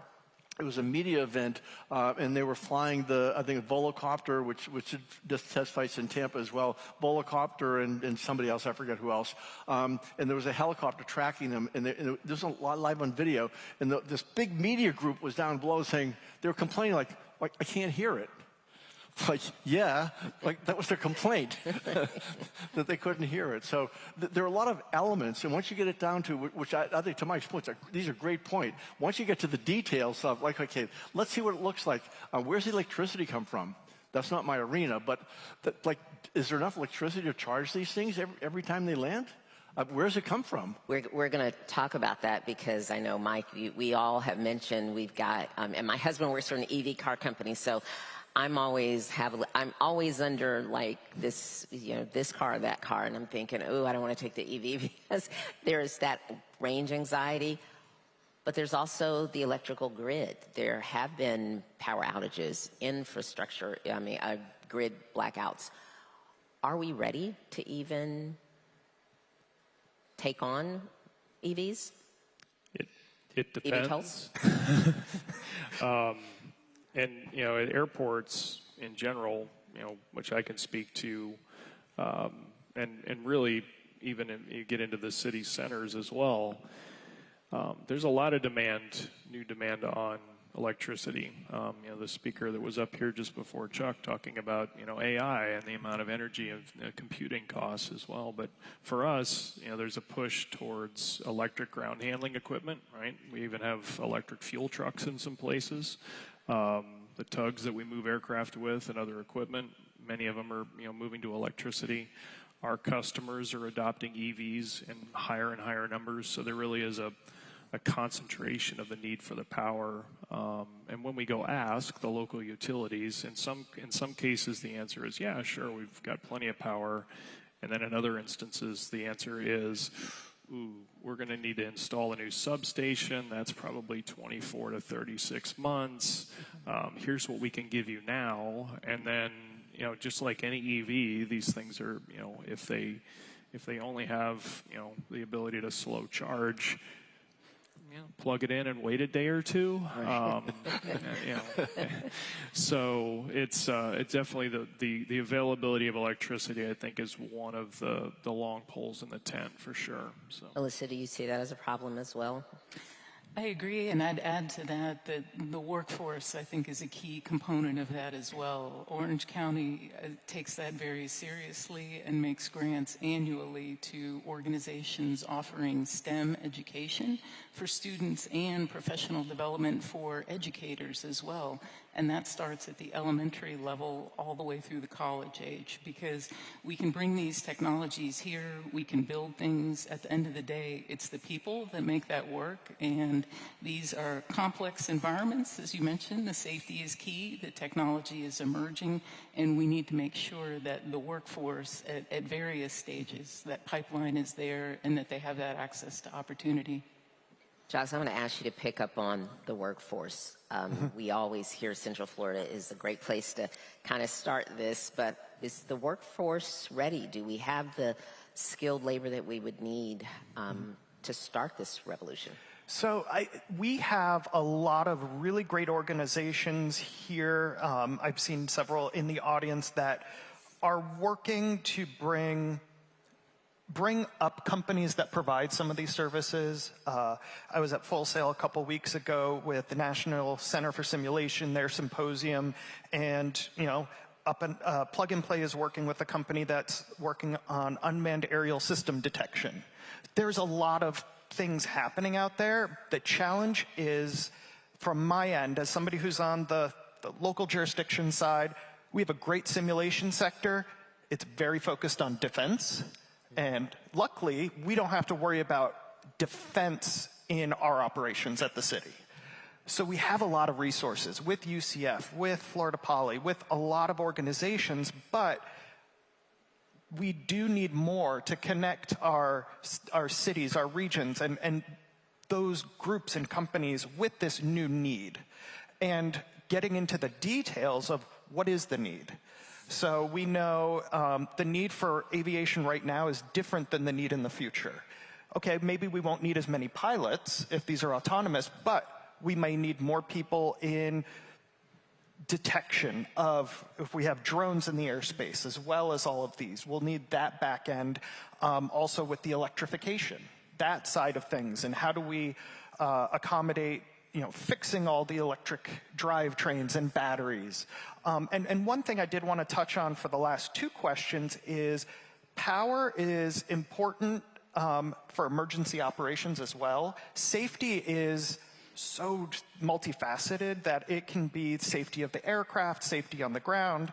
But another area is if the aircraft has to land somewhere, let's say inclement weather or something, well, as Mike mentioned, it takes a while to get electricity to places. Great, we have an open space they can land, but can they charge? Or are they going to have to sit there until we get something there to charge it so then the passengers or the aircraft can make that trip? So it's not just the vertiports, it's the whole safety ecosystem that we really have to kind of think through. So then does that mean, this is all pie in the sky? Are we just, I know they've built them. I know they're there. I know the manufacturers have them. I know that certain locations have the land mass to have this. But if we're talking about infrastructure, you're talking about a workforce, you're talking about electricity, does that set us back yet another 5 years? Or could we still see something in a couple of years? I think where you see it might not be where ultimately all the vertiport locations will be. GOA has done a lot of work about how do we electrify, even for ground operations or for traditional aircraft. So there's a lot of work already happening. I think people want to see it at their house. I don't know if I want to see it at my neighbor's house. We'll see, but that's down the road. It will come, and it's not gonna be like scooters where just one day you wake up and there's 100 Archer aircraft sitting on the street. So it will ramp up. It's gonna take a lot of work for a lot of the projects off airport, but it is coming. I don't think it sets us back necessarily because we've been in these conversations. We've been working with Orange County, with our FBOs, with GOA and different folks to start laying that groundwork. Mike? Yeah, and I think, as I mentioned earlier, with the conventional takeoff and landing electric aircraft, I think that's a great place to start, right? Because you're not necessarily looking for that vertiport spot in downtown Orlando.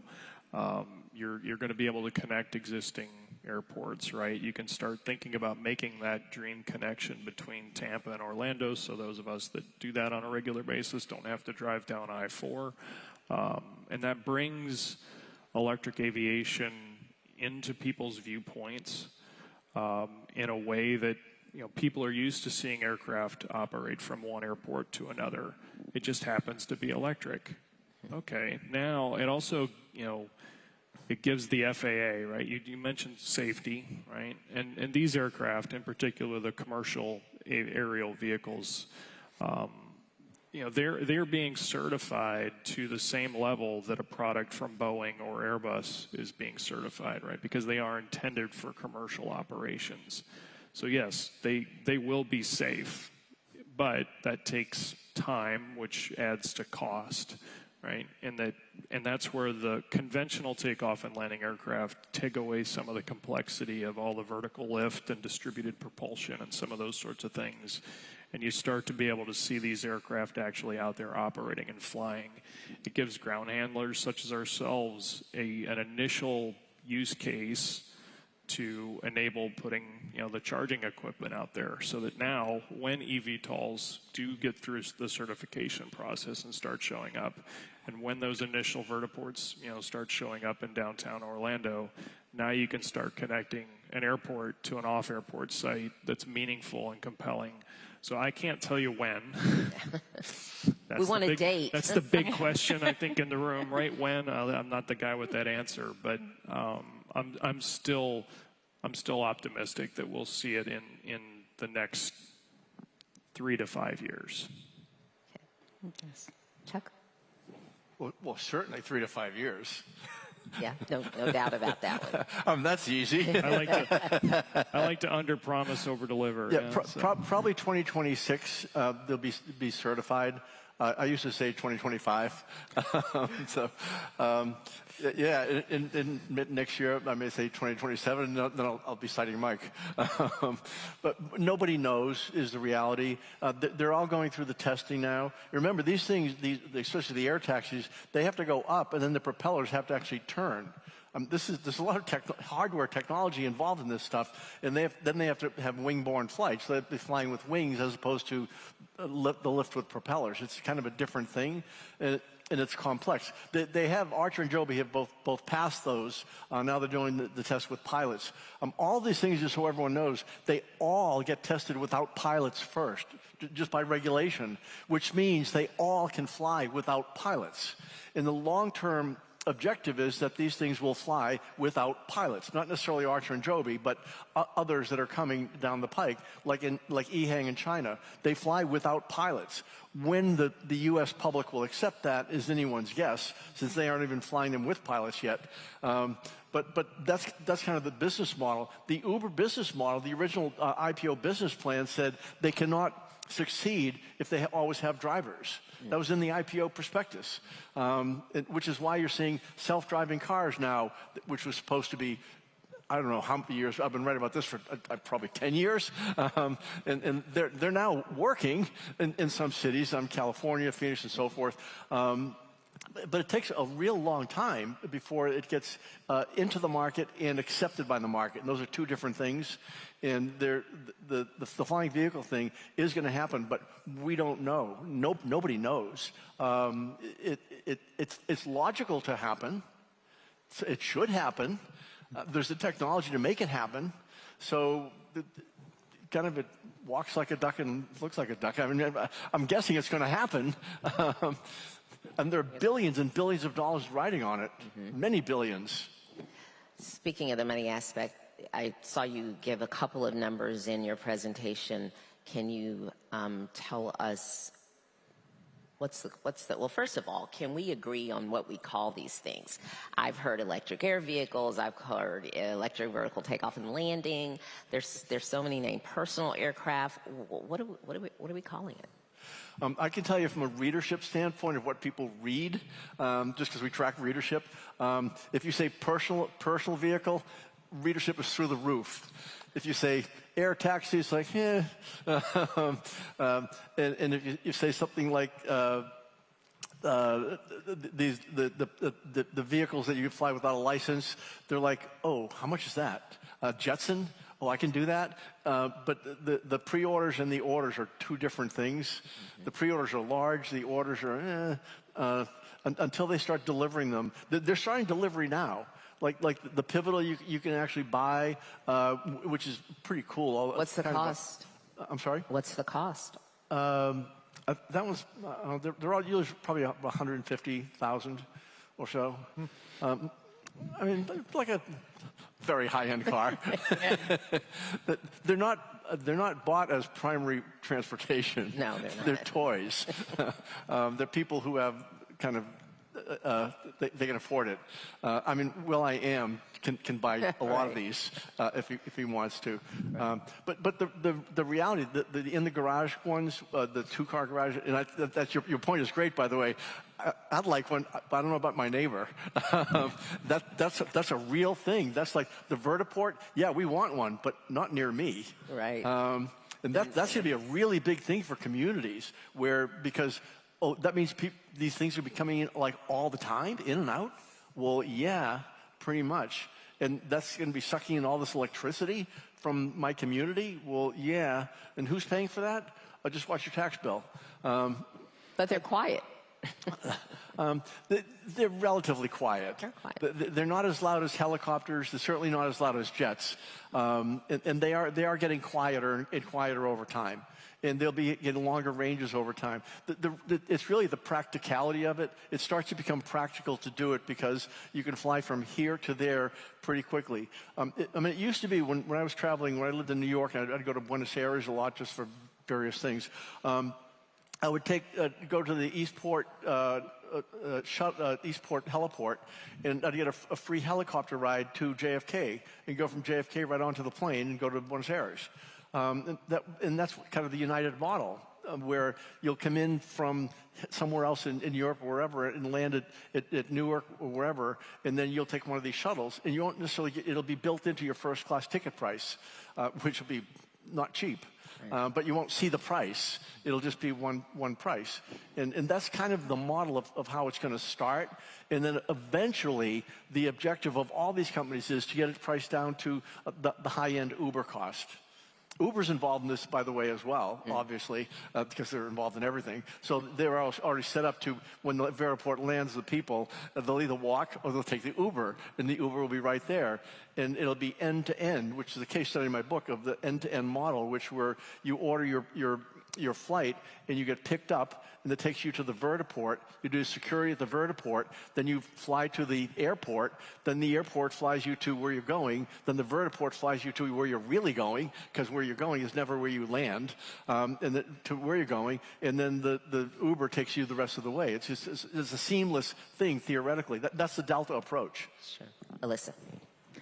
Yes, I think that what that highlights for us is, again, getting back to some of the comments we heard earlier, is the need to invest in the transportation network, which is only growing more complex.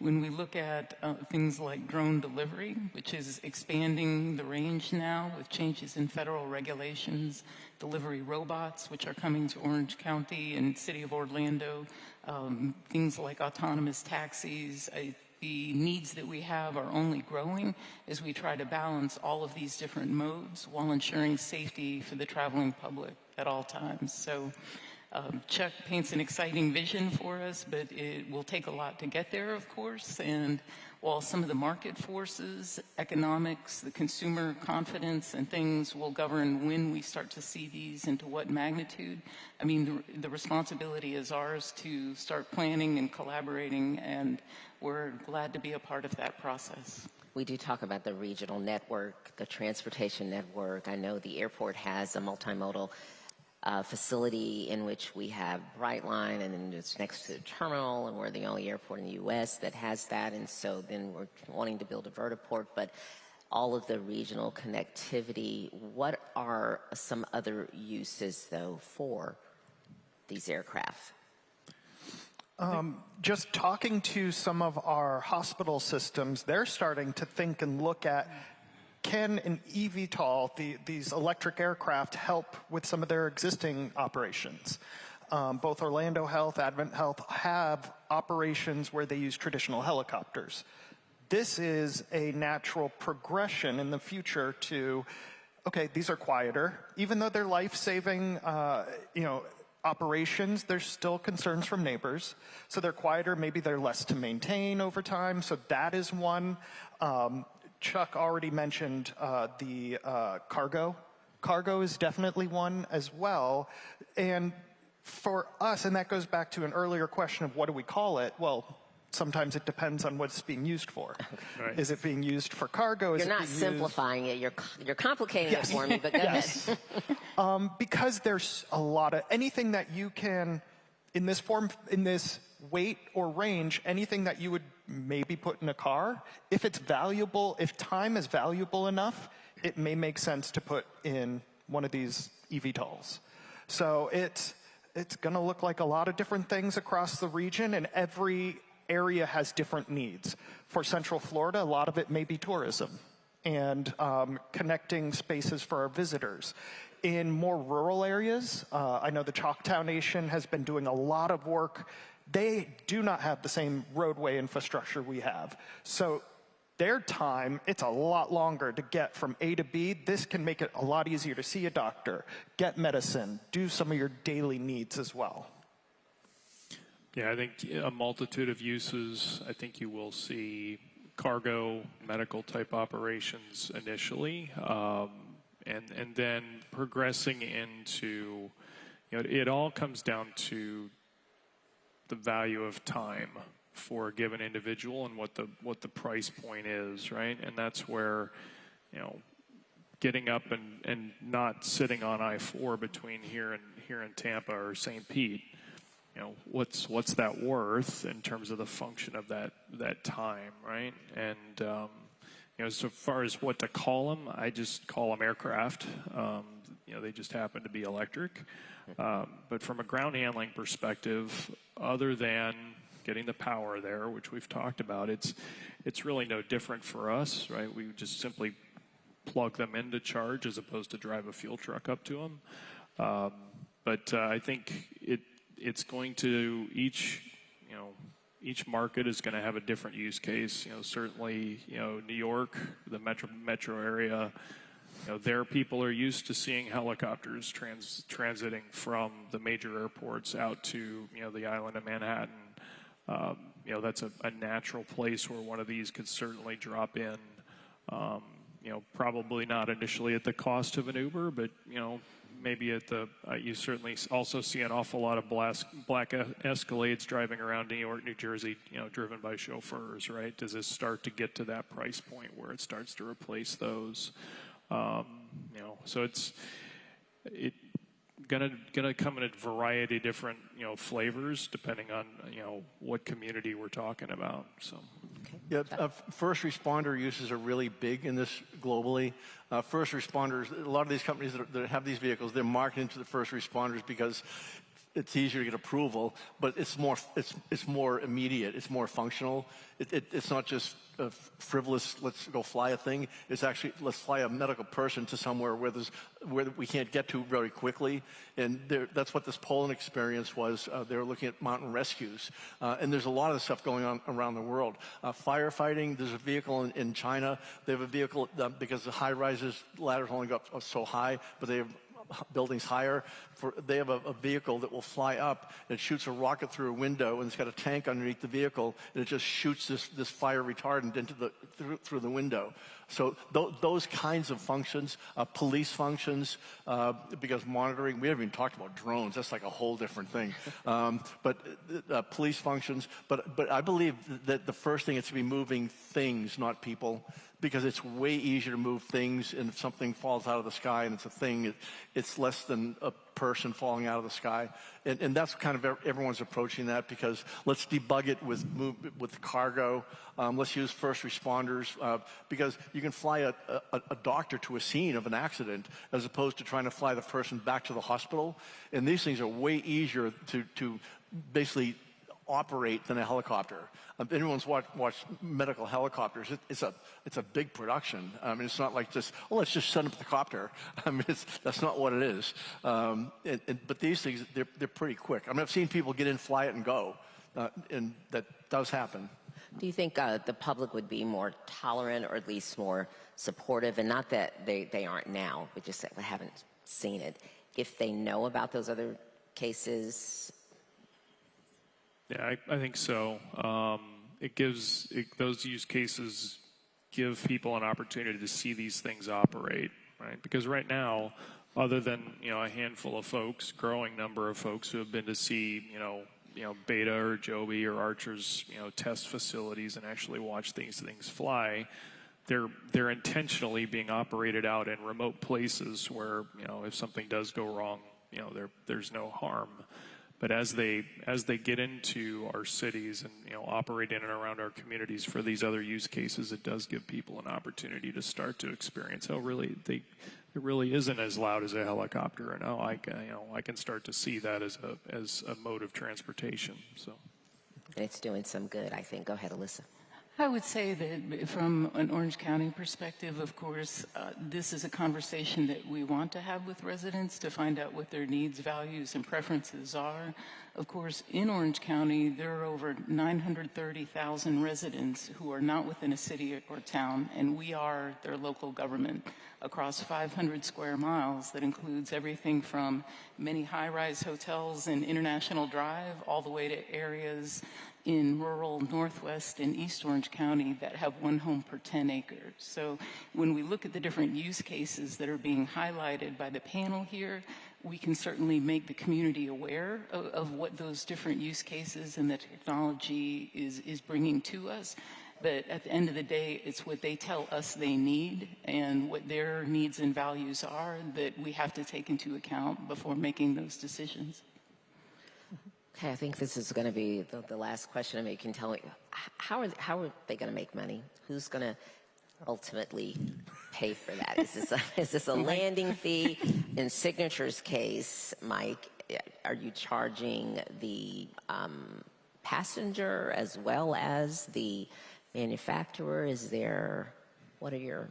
So for us, it would be very much the way that we, our traditional business model works, which is that the charges for our services, for the electricity to charge these things and any of our, personnel and facilities that are needed would be handed to the operator of that aircraft. So in the Archer United, business model, United would be our customer, right? And so, those charges will be based on, and I've got a smart group of folks in Lake Nona with some spreadsheets figuring this out today, right? Of, how much is it going to cost to get the charging infrastructure in place and the other ground handling, aspects of it, and then, how do we amortize that out over a period of time? And here's what the charge is. And the county, I guess, will take their fair share, and the city will take a tax, et cetera, et cetera. Is that how? I think for us, the first question on my mind and with the City of Orlando is, what additional services are we needing to provide? There are, 3-4 years ago, companies would come to the City of Orlando, and I'm sure a lot of other jurisdictions with, hey, buy our package so you can tell where every aircraft is at all times. And you can tell aircraft where they can go. We don't have that authority, but also it's unattainable to have every city jurisdiction doing its own thing. But we know there are going to be needs, so that is something that we need to explore with how do we capture and make sure that we can afford those, whether it's sensors, surveillance, data sharing, additional transportation needs around the vertiports. It is going to be something. This is something new for us as well. We don't get into it too much, but unless, Alyssa, you've come up with some really good revenue capture, but... Well, I think what's going to be interesting to see are the different innovative partnership models that are proposed, whether it's between someone like Mike and his vendors, requests to local government, although, was highlighted earlier, we definitely have a lot of transportation needs all throughout Central Florida that are unfunded at this time. So there's some challenges there in terms of what we can do. I think as well, when we talk about how some of these needs are funded today, of course, Orange County reviews its impact fees at least every 5 years to try to get to that point where growth can help to pay for itself. And, certainly this presents some challenging questions there in terms of what those impacts are, and we'll have to see, how that unfolds. Okay. Well, before we go to the audience for some questions, I just want to get you, if you could, 30 seconds or less, give me a wrap up. And Chuck, I'll just start with you. Why not Orlando? I mean, lost opportunity. If it's not here, it's going to be somewhere else. Yeah. And I mean, it's the middle of the state. I mean, it's like the perfect location. It's perfect climate. This is so blatantly obvious to me that it should be here. I mean, I don't have to deal with all the details that you guys do in the government and like the money and all, but it's so obvious that it should be here. It's a hub. So do it. Yeah. Well, in terms of Orange County, of course, I think we've made clear that we're committed, we're collaborating, and we want to help keep this conversation going for the benefit of Central Florida as a whole. Yeah. We're very bullish on this, taking root here in Central Florida for sure. We have good government partners, as is evidenced by sitting here on the stage and the group that was up here earlier. The climate is right, the workforce is right. I think there's a lot of relevant use cases here in Central Florida that are gonna be a great place for starts. So I'm in agreement with Chuck. So. And for me and with Mayor Dyer, a lot of it's how do we make sure it happens with us, not to us? So being part of the conversation, being not just no, come to us later when you've figured everything out. We want to help figure things out with you so that we can get results that are representative of our community needs and help our visitors, our communities, and businesses. So for us, it's been, okay, how do we talk together? We're not in the position to give you $1 billion, but we can talk about our processes and how do we, work collaboratively to make sure you can go into operations, but you're meeting our community needs. Great, thank you so much. I don't know if we have any questions or if we're gonna just wrap up now. Do we have? We'll take one question from the audience. I saw your hand go up first over here.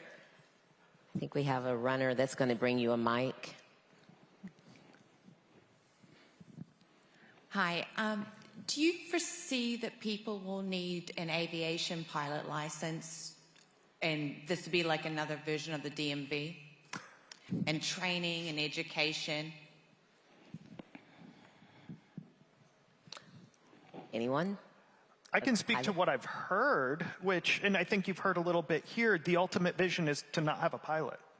The ultimate vision is to have the systems do the work themselves. The new SFAR, I don't remember what it stands for, does allow for a lot more training and simulation, which I think is really great for our region. But at the end of the day, to see the true number of vehicles that are envisioned, there's not going to be enough pilots. So taking the pilot out of that and having the whether it's AI or machine learning or human presence in a room somewhere that helps monitor that network, I think is really what I've seen being the long-range discussion.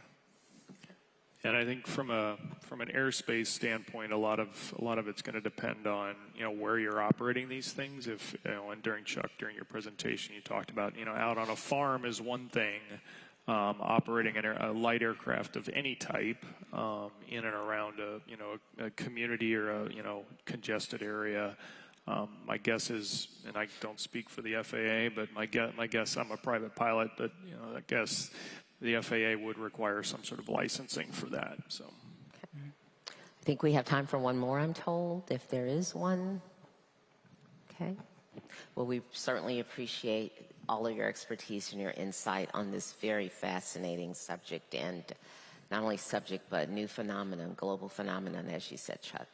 So thank you very much. Thank you.